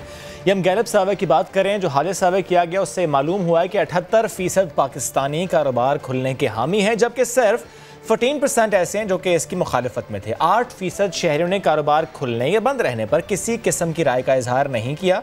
तो इसी सर्वे से मुतालिक हम बात करेंगे। बिलाल गिलानी साहब ने हमें ज्वाइन किया, एग्जीक्यूटिव डायरेक्टर हैं गैलप पाकिस्तान। बहुत शुक्रिया आपके वक्त का। सर, बहुत जल्दी जल्दी नए सर्वेज आप लोग कर रहे हैं, मैं हैरान हूँ, इतनी जल्दी इतने अच्छे सर्वेज आप लोग लेकर आ रहे हैं। ज़ाहिर है आप पाकिस्तान से मुतालिक भी काम कर रहे हैं, आप ज़ाहिर इंटरनेशनली भी देख रहे हैं जो चीज़ें इस वक्त चल रही हैं। थोड़ा सा मुझे बताएंगे ये जो परसेंटेज हमने शेयर की है ये यकसा है पाकिस्तान के हर सूबे में या डिफरेंट है, क्योंकि हर सूबे की पॉलिसी थोड़ी सी डिफरेंट है? बिल्कुल, बहुत शुक्रिया आपने बुलाया। हम सर्वे की फ्रीक्वेंसी थोड़ी सी आजकल बढ़ा रहे हैं। इसकी वजह ये है कि हम गवर्नमेंट को और बाकी पॉलिसी मेकर्स को आवाम की जो पल्स है उससे आगाह रखना चाहते हैं। इकॉनमी बहुत इम्पॉर्टेंट है, इसलिए ये सर्वे जो इकॉनमी के हवाले से किया गया। तो इसमें जो शरह पाई गई लॉकडाउन के हवाले से, इसमें मज़ीद नरमी के हवाले से, वो बहुत डिफरेंट नहीं है, मगर सिंध में हमने देखा कि सबसे ज़्यादा इस हक में राय पाई जाती है कि मज़ीद नरमी करनी चाहिए। ओके। अर्बन इलाकों में थोड़ी से ज़्यादा है रूरल इलाकों से, और इसमें हमने 3-4 चीज़ें और भी देखी जो मैं आपको एक्सप्लेन करना चाहता हूँ कि रीज़न क्या है कि जिसकी वजह से लोग जो हैं वो मज़ीद नरमी चाहते हैं। हमने इसको एक्सप्लोर किया तो 4 रीज़न्स हमने इसमें पाए जो इम्पॉर्टेंट हैं आपके नाज़रीन के जानने के लिए। इसमें एक सबसे बड़ा जो रीज़न हमें लगता है वो ये है कि लोगों का ये ख्याल है कि उनकी जो हेल्थ है वो उनका अपना कंसर्न है, ये गवर्नमेंट का कंसर्न नहीं है, और पाकिस्तान इसमें काफ़ी हाई है। 73% लोगों से जब ये पूछा गया कि आपके ख्याल से जो आपकी सेहत है उसके ऊपर आपका ज़्यादा हक है, आप इसके हवाले से फ़ैसला करें तो ये बेहतर होगा, या हुकूमत इसके हवाले से फ़ैसला करे, तो इस पाकिस्तान में काफ़ी बड़ी अक्सरियत 73% ने ये कहा कि वो अपनी हेल्थ के बारे में ख़ुद फ़ैसला करना चाहते हैं। ऐसा मालूम होता है कि ये लोग जो मज़ीद खोलना चाहते हैं वो ये कहते हैं कि आप हमें एक्टिविटीज़ करने दें, हम अपनी एक्टिविटीज़ की ज़िम्मेदारी ख़ुद लेना चाहते हैं। ओके, और इसमें नौजवान कितने हैं, कुछ इस सिलसिले में आप हमें बता सकते हैं? बिल्कुल, इस पे नौजवानों में हम जब से ये पोलिंग कर रहे हैं तो हमें मालूम होता है कि नौजवानों में ये जो ओपन अप करने का, लॉकडाउन को नरम करने का, इसमें जो तनासुब है उसमें वो सबसे हाई होते हैं। आई थिंक इसकी एक काफ़ी बड़ी वजह इकॉनमी भी है, क्योंकि नौजवान तबका जो है वो इस वक्त बेरोज़गारी का शिकार है, लोग अपना कारोबार मुकम्मल तौर पर नहीं कर सकते। अगर आप गूगल की मोबिलिटी इंडेक्स देखें जो कि नापती है कि मुल्क में किस हद तक एक्टिविटी जो है वो शुरू हो चुकी है, तो गवर्नमेंट के तमाम नरमी के बावजूद आप देखें तो कोई वहाँ पर 30 से 40% के करीब पाकिस्तान में एक्टिविटी अभी भी अप्रैल की निस्बत भी शुरू नहीं हो सकी। तो ऐसा मालूम होता है कि नौजवान तबके में भी मज़ीद नरमी लॉकडाउन में करने की मकबूलियत पाई जाती है। उसकी एक बहुत बड़ी वजह इकॉनमी और रोज़गार के मौके ना होना है, और उनका ये ख्याल है कि मज़ीद नरमी से रोज़गार बेहतर हो सकता है। अच्छा, ये थोड़ा सा हम इस सर्वे के पॉइंटर्स से आपको लगेगा थोड़ा सा दूर जा रहे हैं, लेकिन ये कि ये आदाद शुमार ना आने वाले वक्त के लिए थोड़ी सी एक लाइट ज़रूर साबित होते हैं। तो अगर हम इस पहलू को सर छोड़ भी दें बिलाल साहब कि नौजवान जो है ना वो इकोनॉमिक एक्टिविटी को ज़्यादा फोकस कर रहे हैं, अगर हम हेल्थ ही के पर्सपेक्टिव में देख लें तो ये जो नौजवान हैं ये अपनी हेल्थ के लिए पहले के लोगों से कहीं ज़्यादा सीरियस हैं। अपनी हेल्थ को ये उस तरह से कॉम्प्रोमाइज़ करने वाले लोग नहीं हैं। ये एक अच्छी बात है मेरे ख्याल से। ये इसको ड्रॉप किया जा सकता है इस कंक्लूजन को। बिल्कुल, ये देखने में ये आया है कि पाकिस्तान में आहिस्ता आहिस्ता लोग जो हैं वो हेल्थ जो मैसेजेस हैं उसके बारे में मोर अवेयर हैं। उन्हें इस बात की तसल्ली है कि उन्हें अब मालूम हो गया है कि कोरोना से कैसे बचना है, मास्क पहनना है, सैनिटाइज़र पहनना है। इससे भी कुछ ऐसा मालूम होता है कि लोग जो है वो मोर बोल्ड हैं। उनका ये कहना है कि अब हम जान गए हैं, अगर आप हम पे भरोसा करें तो हम एहतियात करने के लिए तैयार हैं। ऐसा एहतियात वो करेंगे या नहीं करेंगे, या जब एक दफ़ा मज़ीद नरमी कर दी जाती है और SOPs फॉलो होते हैं, आई थिंक इसके लिए गवर्नमेंट को कोई निज़ाम बनाने की ज़रूरत है कि जिसमें वो कंटिन्यूसली मॉनिटर करे और कंटिन्यूसली लोगों को रिमाइंड कराए जब वो SOPs को फॉलो ना कर रहे हों। Let me rephrase my question. मैं चाह रही हूँ मैं इसके ऊपर आपका एक छोटा सा ब्रीफ आ जाए मेरे पास। कोरोना, नो कोरोना, हमने इससे पहले हेपेटाइटिस के लिए, इवन TB के लिए बाकायदा कैंपेन्स किए हैं कि प्लीज़ अपने इन सिम्टम्स को, इन प्रॉब्लम्स को सीरियस लीजिए। तो ये जो एक सेहत आमा है ना, सेहत की जो बात है, हमने अपने बड़ों को यही देखा कि अरे 2 खांसी आई, छोड़ो, बुखार होने से क्या होता है। हमने इसके नुकसानात देखे हैं। तो क्या ये जो नौजवान नस्ल है, ये जो हमारी नस्ल है, ये अपनी सेहत को सीरियस लेगी? मैं चाहती हूँ कि अगर आप इस सिलसिले में मुझे बता सकें। बिल्कुल, जनरली आई थिंक मैं पाकिस्तान के बारे में और पाकिस्तानी अवाम के बारे में काफ़ी पुरुमीद हूँ। उसमें कुछ स्टेटिस्टिक्स और इशारे भी शामिल हैं कि जिसकी वजह से मुझे ये ऐसा लगता है कि पाकिस्तानी अवाम पे अगर भरोसा किया जाए और उनको अगर ताकत दी जाए, जो कैंपेन्स हैं, पब्लिक कैंपेन्स हैं, उनमें आप सही कह रही हैं कि बहुत सी हेपेटाइटिस पे, टीबी पे और दीगर बीमारियों पे, पोलियो पे जो पाकिस्तान में 30 साल से कैंपेन्स की जा रही हैं और उसके मुस्बत नताइज बहुत सी हद तक नज़र नहीं आते। मगर उसमें कुछ वजह आवाम की है और कुछ उन कैंपेन्स की है कि जो उनके लिए डिज़ाइन की गई। अगर कैंपेन्स जो हैं वो लोकल सतह पर इम्प्लीमेंट की जाए, मसलन गली मोहल्ले के लेवल पर बड़ों को शामिल किया जाए, मस्जिद के इमामों को शामिल किया जाए, लोकल रिप्रेजेंटेटिव्स को शामिल किया जाए, तो लोगों को बात समझ आ भी जाती है। पाकिस्तान वो मुल्क है जहां हम नेचुरल डिज़ास्टर्स के अंदर इन्हीं लोगों को एक्टिवेट जब कर लेते हैं तो हम अपने मसाइल पे बहुत जल्द काबू पा लेते हैं। तो आवाम से ज़्यादा इसमें गवर्नमेंट के ऊपर एक बोझ पड़ता है कि वो ऐसे ऐसे तरीके अपनाए कि जो वाकई कारामद साबित होते हैं और दुनिया भर में कारामद साबित होते हैं। हमारे यहाँ अभी जो कैंपेन है उसमें एक बहुत मेहनत जारी है और हम उनको सपोर्ट करते हैं। मगर एक जो प्रॉब्लम है वो ये कि सारी की सारी कैंपेन भी और एक्टिविटी भी बहुत सेंट्रलाइज्ड है।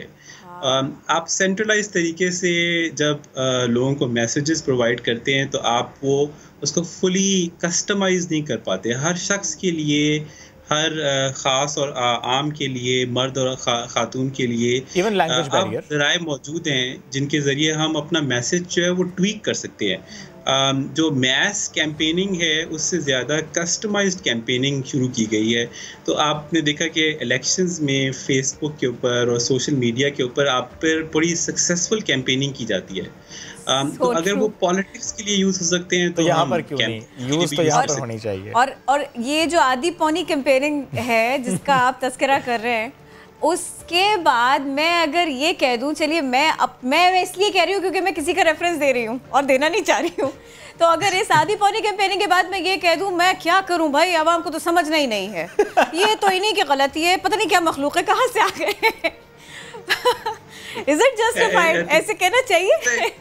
जी, मेरा ख्याल है कि यानी अवाम की जो अकल है और दानिश है, इसको क्वेश्चन करने से किसी को कोई फ़ायदा नहीं होगा। और वो भी उस सूरत में जब मैंने वोट ही उनसे लिया है। मैं भी वहीं से हूँ।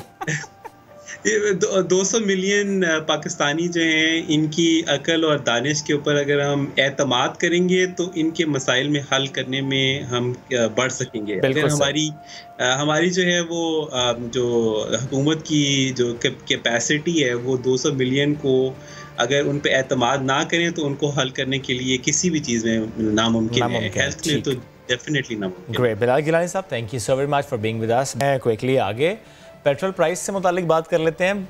कितनी बात करें, जितनी बात करें है तो कम। पूरे वीकेंड्स पर बहुत बात हुई क्योंकि ज़ाहिर 25 रुपीज़ पर लीटर उसमें इजाफा हुआ। एनीवेज आओ मिला मरहम ना मिला। एग्जैक्टली। उससे पहले जो हालात हमने देखे, जब पेट्रोल प्राइस में डिक्लाइन था तो ज़ाहिर है बहुत से पेट्रोल पंप्स ऐसे थे जहाँ पेट्रोल मिल नहीं रहा था। लेकिन जैसे ही पेट्रोल की प्राइस में इजाफा हुआ तो शहरी इससे परेशान तो हुए कि पेट्रोल प्राइस में इजाफा हुआ है, लेकिन वो परेशान इस बात पे भी हो गए कि शॉर्ट था पहले तो पेट्रोल, ये अचानक से रातों रात पेट्रोल आया कहाँ से। तो फैसलाबाद एग्जैक्टली कहाँ उड़नचू हो गया था। फैसलाबाद के शहरी कीमत में इजाफे को और इस पॉइंट को कैसे देखते हैं? ये जो शॉर्ट था पेट्रोल, सॉर्ट ऑफ शॉर्ट, लेकिन वो अचानक से ना फुल हो गया है। तो अवामी राय क्या है फैसलाबाद की, आपको दिखाते हैं। रवामा पेट्रोल नायाब रहा और बेशतर पंप्स पर फरोख्त भी बंद रही, मगर कीमतों में खौफनाक इजाफे के फौरी बाद अचानक से तमाम पंपों पर पेट्रोल दस्तयाब हो गया। पेट्रोल की कीमतों में इजाफे और अचानक दस्तयाबी पर शहरी क्या कहते हैं, आइए इन्हीं से जानते हैं। कल 3000 की पेट्रोल डलवाया था और आज उतना ही 4000 का डलवा रहे हैं। खान साहब हमारे साथ अच्छा सलूक करें। पेट्रोल की मसनूआत यकदम बहुत ज़्यादा बढ़ा दी गई हैं। एक तो लॉकडाउन का मसला है, ताजर परेशान हैं, दुकानें बंद हैं, घरेलू अखराजात बढ़ रहे हैं। दूसरा एक पेट्रोल पंप गिरा दिया गया है। मैं तो एक ड्राइवर आदमी हूँ, 10-20 हज़ार रुपये तनख्वाह लेता हूँ, मेरे बच्चों का गुजारा नहीं होता। कभी किसी हुकूमत ने ऐसा किया है कि 12 बजे इजलास करते हैं, शाम 12 बजे, रात 12 बजे पेट्रोल बढ़ा देते हैं। पेट्रोल की कीमत में कमी से एशियाई खुर्दो नोश की कीमतों में तो कमी ना हो सकी, ताहम 25 रुपये इजाफे से महंगाई में मजीद इजाफा हो गया है। कैमरामैन रिजवान साबरी के साथ यूसुफ चीमा, समा, फैसलाबाद। यही तो रोना है, यही तो इजाफा है जिसके ऊपर हम बात कर रहे हैं। पेट्रोल की कीमत में इजाफे पर अवाम ने गुस्से में सोशल मीडिया पर काफ़ी कुछ पोस्ट किया, ट्रोलिंग शुरू हो गई जी। सोशल मीडिया सारिफीन हुकूमत पर तनकीद के निश्तर बरसा रहे, बड़े अलग अलग अंदाज में। कोई वज़ीर आज़म इमरान खान और कुछ लोग PTI नुमाइंदों के पुराने बयानात और ट्वीट्स शेयर कर रहे हैं, याद दिला रहे हैं भाई आपने पहले क्या कहा था, अब तो आपके पास चीज़ें हैं भाई, अब आप क्या कर रहे हैं। लोग एक दूसरे को जगाने की कोशिश कर रहे हैं, हुकूमत को जगाने की कोशिश कर रहे हैं। तो क्या जो भी कुछ जितनी बातें जितने दलाइल हम सुन रहे हैं वो सारे के सारे जस्टिफाइड है या नहीं, और ये कि ये ट्रोलिंग जो है ना वो जख्मों पर नमक ये मरहम बहरहाल नहीं है। तो ये सारी की सारी स्टेटमेंट्स और ये सारे का सारा जादू इसी के ऊपर बात इसी पर बात करते हैं। हमें ज्वाइन किया हमारे मौशियात खुर्रम शहजाद साहब ने। सब बेहद शुक्रिया आपके वक्त का। खुर्रम साहब फरमाइएगा, जो गवर्नमेंट का एक मौक़िफ़ रहा है इस सिलसिले में, वो ये कहते हैं कि जब आलमी मार्केट में प्राइस बढ़ी, जब आलमी मार्केट में प्राइस गिरी तो हमने गिराई, बढ़ गई हमने बढ़ा दी। ये स्टेटमेंट उनकी जस्टिफाइड है? जो माजी में उन्होंने फैसले किए हैं कि जब प्राइस वहां पर बढ़ रही थी तब भी मई के एंड में उन्होंने प्राइस डिक्लाइन किया था? जी देखें, पहली बात तो यह है कि जितनी प्राइस बढ़ी है उस हिसाब से जो है थोड़ी सी डिस्टॉर्शन है इस फॉर्मूले में, जिसकी वजह से आवाम को जो है ये शॉक्स मिलते हैं और मिल भी रहे हैं। और दूसरी बात ये कि बेसिकली ये कहना कि जब प्राइस गिर रही थी तो गिराई और बढ़ रही थी तो बढ़ाई, वो तो ठीक है कि प्राइस से बढ़ी भी है और गिरी भी थी। बिल्कुल। लेकिन एक चीज में साथ में ये देखने की थी कि जो टैक्सेस थे जब प्राइसेस गिर रही थी उसमें टैक्सेस जो थे उनको बढ़ा दिया गया था और टैक्सेस को मैक्सिमाइज कर दिया गया था, जिसमें पेट्रोलियम लेवी खासतौर पे जो एक टैक्स है उसको 30 रुपए पर लीटर पर ले जाया गया है। मेरे ख्याल में ये हमारी हिस्ट्री में फर्स्ट टाइम होगा जब से पेट्रोलियम डेवलपमेंट लेवी था, उसके बाद पेट्रोलियम लेवी कर दिया गया, तो वो 30 रुपए मैक्सिमम हो गया पर लीटर पे। लेकिन फिर जब प्राइसेस बढ़ना शुरू हुई, जो अभी गवर्नमेंट ने पास ऑन की हैं, उसमें टैक्सेस को कम नहीं किया गया। आप मेरी बात समझ रहे हैं कि बिल्कुल जब प्राइस गिर रही थी उस वक्त टैक्सेस को बढ़ाते गए और अब भी टैक्स कम करना चाहिए था ना, और जब प्राइसेस बढ़ी तो उस वक्त टैक्सेस को कम नहीं किया। तो ये हो सकता था एक बैलेंसिंग एक्ट कि जब प्राइसेस बढ़ रही थी और बहुत ज्यादा से अगर बढ़ी हैं या पाकिस्तान को इम्पोर्ट की कॉस्ट ज्यादा पड़ी है बनिस्बत दुनिया के, तो नेचुरली ये हो सकता था। और देखें, गवर्नमेंट ऑफिशियल्स ने ये बताया भी था कि टैक्सेस को हम कम कर देंगे ताकि बैलेंस जो है क्रिएट किया जा सके, और मेरे हिसाब से 87 रुपीज हो सकते थे, 88 rupees maximum instead of 100 rupees. Like Khurram साहब ये बताइएगा कि जो गवर्नमेंट ने फैसले किए, ज़ाहिर आपने उसका अहाता तो किया विद रिस्पेक्ट टू टैक्सेस, लेकिन मुझे ये बताइएगा कि मई के एंड पर आलमी मार्केट में तो प्राइस बढ़ रही थी, तो गवर्नमेंट ने तो यहाँ पर डिक्रीज की थी। नहीं, देखिए मैं आपको बताता हूँ, मई का चीज होता है ना, बेसिकली पिछले महीने का एवरेज होता है, यानी कि जो भी गवर्नमेंट पास ऑन करती है वो जो पिछला महीना गुजरा होता है उसका एवरेज होता है। तो होता क्या है, होता ये कि प्राइसेस जब बढ़ रही हों तो वो आपकी एवरेज फिर भी नीचे रहती है। यानी कि आज अगर ऑयल प्राइसेस $40-41 में चल रही है, ब्रेंट की प्राइस ऑयल की, तो जो उसकी एवरेज है वो अभी भी 33-32 है। यानी कि मई में जो एवरेज की प्राइस $29 पर बैरल थी और जून में जो एवरेज आई है वो रफली कोई $40 पर बैरल आई है, और जो अप्रैल में थी, यानी कि अप्रैल मई जून, अप्रैल में $18 पर बैरल थी। आप मेरी बात समझ रहे हैं? तो जब प्राइसेस गिर रही होती हैं तो आपको वो बढ़ती नजर आती हैं, यानी कि पास ऑन जो होता है, और जब प्राइसेस बढ़ रही होती इस तरीके से पास ऑन होता है। मुझे ये बताइएगा खुर्रम साहब, ये जो फैसला अभी हुआ, यानी महीना खत्म होने से 4 दिन पहले जो फैसला हुआ और अचानक वो फैसला हुआ, कुछ मिनटों में ये फैसला हुआ, इसका फायदा गवर्नमेंट को हुआ है या कि उन कंपनीज को हुआ है जिनके पंप्स हैं? देखिए, इसमें दो चीजें समझने की। एक तो ये है कि जो कंपनीज हैं, जो ऑयल मार्केटिंग कंपनीज जिनको कहा जाता है, जिसमें ये 4-5 बड़े नाम हैं। पाकिस्तान स्टेट ऑयल है जो हुकूमत की अपनी कंपनीज में से आती है और सबसे बड़ी वही है।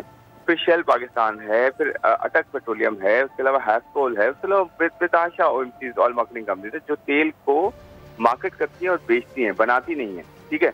अच्छा, दूसरी होती है रिफाइनरीज जो कि ऑयल को रिफाइन करती हैं, यानी कि जो ऑयल निकलता है जमीन से उसको जो रिफाइन किया जाता है, पेट्रोल में कन्वर्ट किया जाता है, डीजल में कन्वर्ट किया जाता है, उसको यूजेबल बनाया जाता है, वो रिफाइनरी करती है।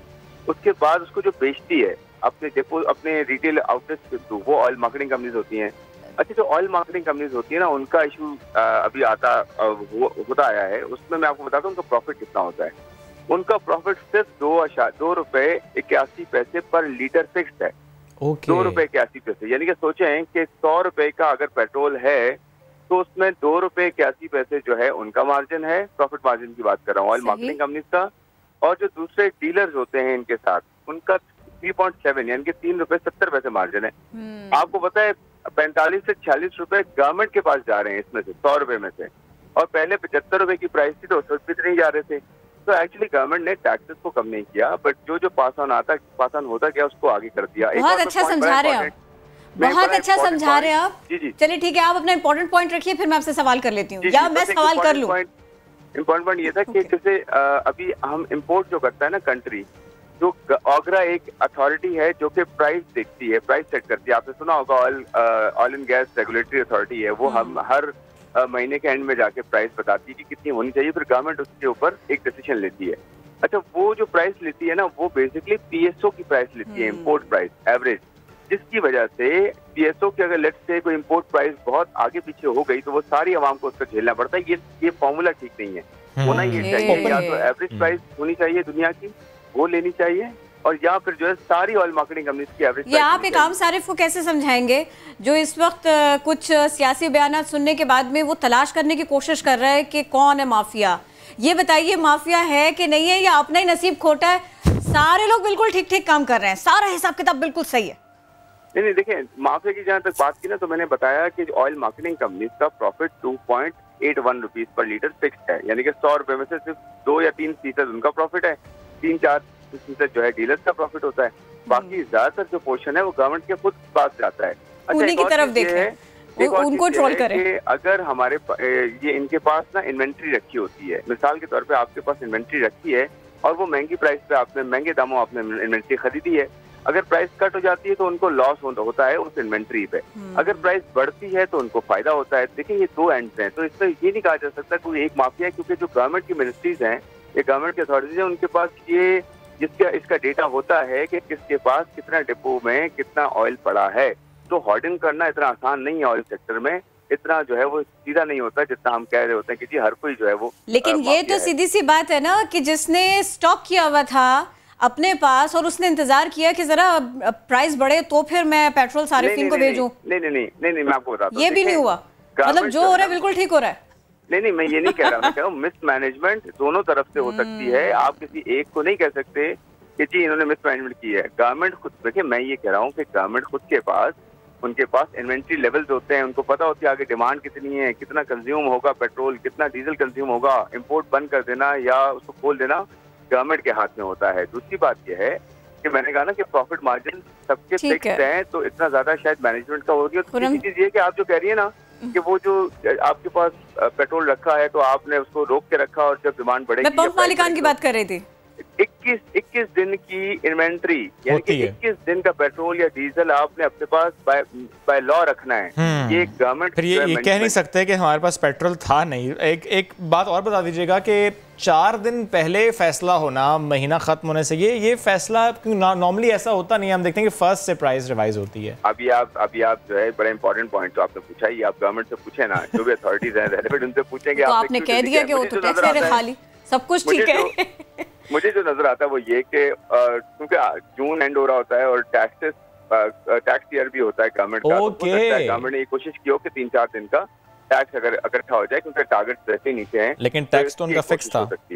बिल्कुल, उसकी एक कोशिश हो सकती है। ठीक, बेहद शुक्रिया खुर्रम साहब, साथ मौजूद थे आप और ऐसे गुफ्तगू करते हैं। मिस मैनेजमेंट कहाँ पे है इस गुफ्तगू से आपने भी बखूबी अंदाजा लगा लिया होगा। चलिए एक ब्रेक लेते हैं, वापस आते हैं। स्टे विद अस। गड़बड़ बोली।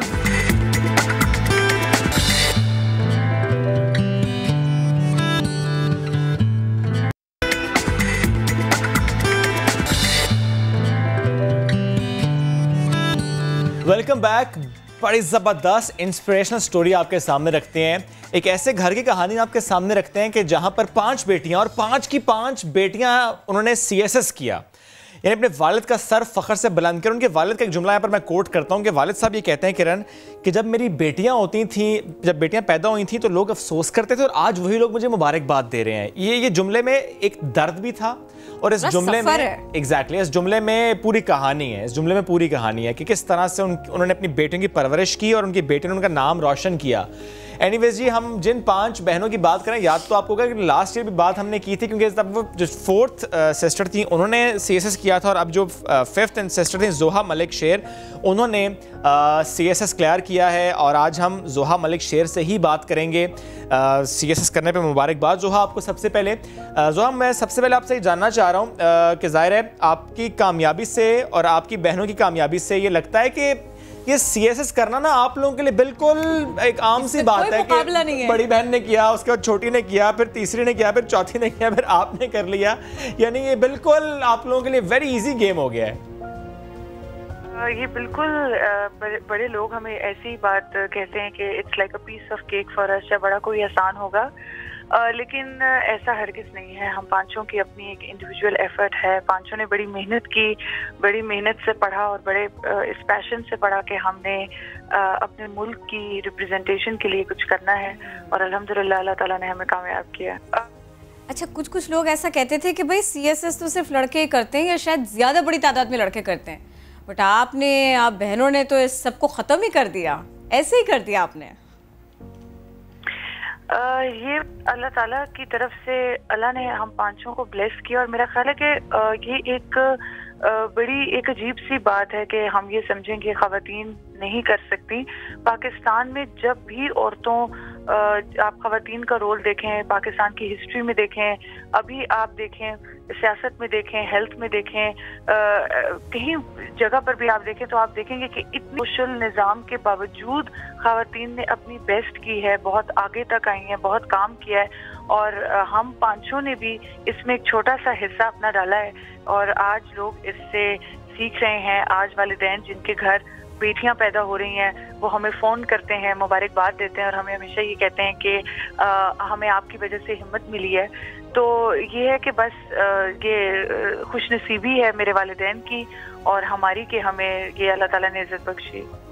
अच्छा देखिए, अब तो आपने हमें ये सिखा दिया है, बता दिया है ना कि आप मुश्किल से मुश्किल काम भी बड़ी आसानी से कर लेती हैं, लेकिन कभी तो ऐसा हुआ होगा ना CSS की तैयारी के दौरान जब हौसला ज़रा डगमगा सा गया, तो वो जो थोड़े से टफ टाइम्स होते हैं जिसमें आपका जी चाहे कि मैं सब छोड़ के भाग जाऊं कहीं पर, मुझे नहीं चाहिए ये सब कुछ, आपको हिम्मत चाहिए होती है, तो वो क्या सोर्स ऑफ इंस्पिरेशन था, वो क्या चीज़, वो क्या मकाम या वो क्या रिश्ता था जहाँ से आपको बहुत मदद मिली? आपके साथ भी ऐसे ही सब कुछ हुआ, वो प्लीज़ बताइए हमें। और हम CSS का इम्तिहान जो है, क्योंकि एक ऑलराउंडर कैंडिडेट उन्होंने सिलेक्ट करना होता है, तो अक्सर, और ये बड़ा नॉर्मल है जिसमें कैंडिडेट प्रेशर में आ जाते हैं और मैं भी आई, आपको समझ नहीं आता कि जो आप पढ़ रहे हैं क्या वही इम्तिहान में आएगा या नहीं आएगा, आप जितना पढ़ रहे हैं वो किस हद तक रेलिवेंट है, चेकिंग किस हिसाब से होगी, बड़े सवालात होते हैं और काफ़ी अनप्रिडिक्टेबिलिटी भी होती है और हर कैंडिडेट की तरह मैंने भी इस प्रेशर का सामना किया। लेकिन यह है कि जब मैं ये सोचती थी कि अगर मैं इसको पास कर जाऊंगी और फिर जो एक मेरे वालिदैन जो खुश होंगे, मेरी बहनें, मेरे असातिज़ा, मेरे बुजुर्ग, मेरे दोस्त, जितने ये इन सब को जो खुशी महसूस होगी, मैं उस खुशी को जब सोचती थी तो फिर मेरे अंदर एक हिम्मत पैदा होती थी कि चलो इसमें जो है ना अपनी इनपुट में और डालती हूँ और अल्लाह ताला करेगा कि मेरी मेहनत रंग लाएगी। ग्रेट, क्योंकि हमने अक्सर देखा कि जो तैयारी करते हैं पूरा साल तैयारी करते हैं लेकिन एग्ज़ाम से पहले वो घबरा जाते हैं, लेकिन आपने सोच लिया था, घबराना तो बिल्कुल नहीं है। थोड़ा सा मुझे बताएं, आपकी जो बड़ी बहनें हैं जिन्होंने CSS क्लियर किया और माशाल्लाह आपने अपने फ़राइज़ वो अब अंजाम दे रही हैं, उनकी तरफ से कोई प्रेशर भी था कि क्योंकि हमने किया और हम चारों ने किया है, तो you are the only one left, तो आपने भी लाजमी करना है? डेफिनेटली एक प्रेशर था। मेरे साथ काफ़ी ज़्यादा एक्सपेक्टेशंस रही, क्योंकि जाहिर है मेरी 4 बहनें सिविल सर्विसेज का हिस्सा हैं और मुझ पे यकीनी तौर पे एक प्रेशर था, लेकिन उस प्रेशर को मैंने बड़ा पॉजिटिवली लिया। उस प्रेशर से मैंने ये किया कि मैंने और ज़्यादा मेहनत की, मैंने और ज़्यादा पढ़ा, जहाँ कोई कमी थी, जहाँ कोई वीकनेस थी उसको पूरा करने की कोशिश की। और जो आपके सवाल का पहला हिस्सा कि बहनों ने बिल्कुल मेरी मदद की, वो सब्जेक्ट सिलेक्शन हो या वो पढ़ाई हो, या ख़ास तौर पे जो मॉरल सपोर्ट है कि अक्सर जिस तरह मैं कभी डाउट में चली जाती थी कि ये हो पाएगा कि नहीं हो पाएगा, तो फिर वो जो मॉरल इनकरेजमेंट है वो मेरी बहनों ने मुझे बड़ा उसमें सपोर्ट किया। अब देखिए, आपकी बहनें पहले ही मुख्तलिफ महकमों में अपनी जिम्मेदारियां सर अंजाम दे रही हैं। आप क्या सोचती हैं कि किस तरह से आप बेहतर से बेहतर अंदाज में काम कर सकें, उमूर अंजाम दे सकें, आपका परफॉर्मेंस पाकिस्तान के लिए और बेहतरीन हो?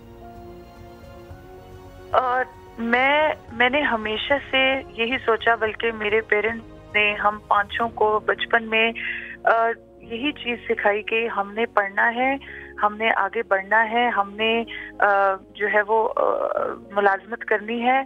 और उसमें दो चीज़ों पे बड़ा मेरे वालिदैन ने जोर दिया। एक तो ये कि एक तो खुद मुख्तार होना है, इकोनॉमिक इंडिपेंडेंस हासिल करनी है, और दूसरा ये कि अपने मुल्क और लोगों के लिए भी कुछ करना है, कोई ऐसी जॉब करनी है जिससे अपने मुल्क को भी फ़ायदा हो और लोगों को भी फ़ायदा हो। और हम पांचों ने आज हम इस सर्विस में, और मेरा खुद अपनी ये एक ख्वाहिश है, मेरी एक ड्रीम है कि अल्लाह ताला मुझे मौका दे, जिस हद तक भी हो सका, जहाँ तक भी हो सका, मैं अपनी सर्विस देने के लिए बिल्कुल हाजिर हूँ, अपने मुल्क के लिए, अपने लोगों के लिए, आवाम के लिए। आई एम ऑलवेज रेडी, और अल्लाह ताला मुझ में हिम्मत दे।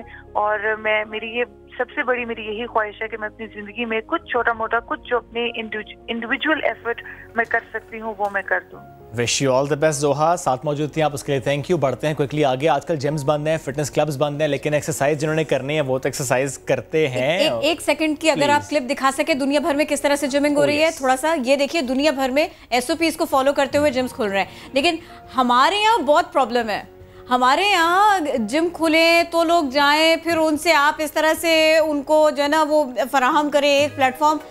अब वर्क एट होम की तो हम बात करते हैं, वर्कआउट एट होम की नौबत आ गई है। एग्जैक्टली इसकी नौबत आ चुकी है, इस पर बात करेंगे। मैं ज्वाइन के कामरान फारूक साहब ने, फिटनेस ट्रेनर है आप, और एक नए सिलसिले का समझ लीजिए पाकिस्तान में आगाज हो चुका है, एक ऑल्टरनेट यूट्यूब चैनल कह लीजिए जिसमें मुख्तलिफ फिटनेस ट्रेनर्स, या सारे का सारा पाकिस्तानी कंटेंट कह लीजिए। एग्जैक्टली वहाँ पाकिस्तानी कंटेंट भी है, और अगर फिटनेस के पर्सपेक्टिव से हम इसको देख लें तो बहुत से फिटनेस ट्रेनर्स वहाँ पर ऑनलाइन समझ लीजिए सेशंस दे रहे हैं। कामरान, वेलकम टू नया दिन। थोड़ा सा एक्सप्लेन करेंगे what exactly this is creators one fitness? Actually creator one fitness जो है पाकिस्तान का एक सबसे बड़ा प्लेटफॉर्म है, जो कि जितने भी पाकिस्तान के सर्टिफाइड क्वालिफाइड फिटनेस ट्रेनर्स हैं उनको एक ये प्लेटफॉर्म दे रहा है कि वो वहाँ पर आएँ और वहाँ पर आकर वो अपनी वीडियोस जो है वो उनके साथ शेयर करें, और वो चैनल के ऊपर जो है वो हम लोग उसको अपलोड करें। आपने कहा सर्टिफाइड काइंड ऑफ वर्कआउट, आपने कहा certified fitness trainers US you are. मैं पूछना ही चाह रहा हूँ कि आप इसी तरह सारे जो लोगों को सेशंस दे रहे हैं वो सब सर्टिफाइड फिटनेस ट्रेनर्स ही हैं, या कोई भी इस पर वीडियो बना के अपलोड कर सकता है?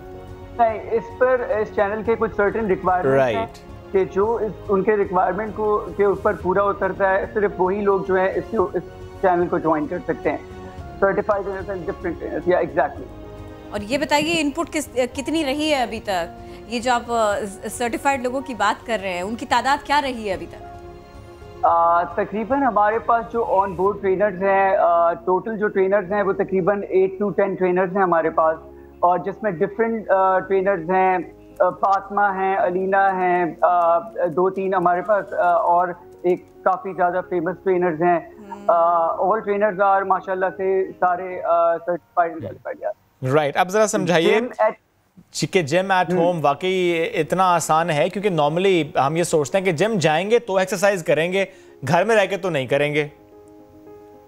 Atmosphere matters. मैं आपको शुएब मैं आपको ये चीज़ बताऊंगा कि पिछले 3-4 महीने से जब से लॉकडाउन हुआ है, मैं अपनी एक्सरसाइज भी घर पे कर रहा हूँ और अपने क्लाइंट्स को भी ऑनलाइन ट्रेनिंग करवा रहा हूँ, और दे आर हैप्पी, वो लोगों को रिजल्ट्स मिल रहे हैं। और I think this is the best way कि आप घर पे बैठे हुए आप जो है वो वर्कआउट कर सकते हैं।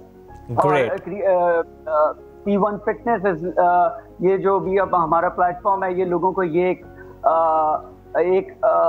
एक ऐसा प्लेटफॉर्म हम लोगों को दे रहे हैं कि जहाँ पे उनकी हेल्थ, उनकी मेंटल हेल्थ और उनकी फिजिकल फिटनेस इसके ऊपर कंप्लीटली फोकस होगा, जिसमें वो इजीली हमारे चैनल को अगली बार ऐसे बैठे बैठे बातें नहीं होंगी, अगली बार हम टिप्स आपसे ऑन एयर ही ले लेंगे, कुछ ना कुछ जरूर ऐसा करेंगे। Thank you so very much, आप हमारे साथ में बात कर रहे थे। बिल्कुल जल्दी से आगे बढ़ना पड़ेगा। आगे क्या बढ़ना पड़ेगा? अल्लाह हाफिज कहना पड़ेगा। लेकिन उससे पहले ये जरूर कहना होगा कि प्लीज अगर बाहर निकलें तो चाहे स्मार्ट लॉकडाउन हो, हैंडसम लॉकडाउन हो, कोई भी लॉकडाउन हो या ना हो, बाहर निकलें तो एहतियात के साथ मास्क का इस्तेमाल कीजिए। होगी मुलाकात कल, तब तक के लिए अल्लाह हाफिज।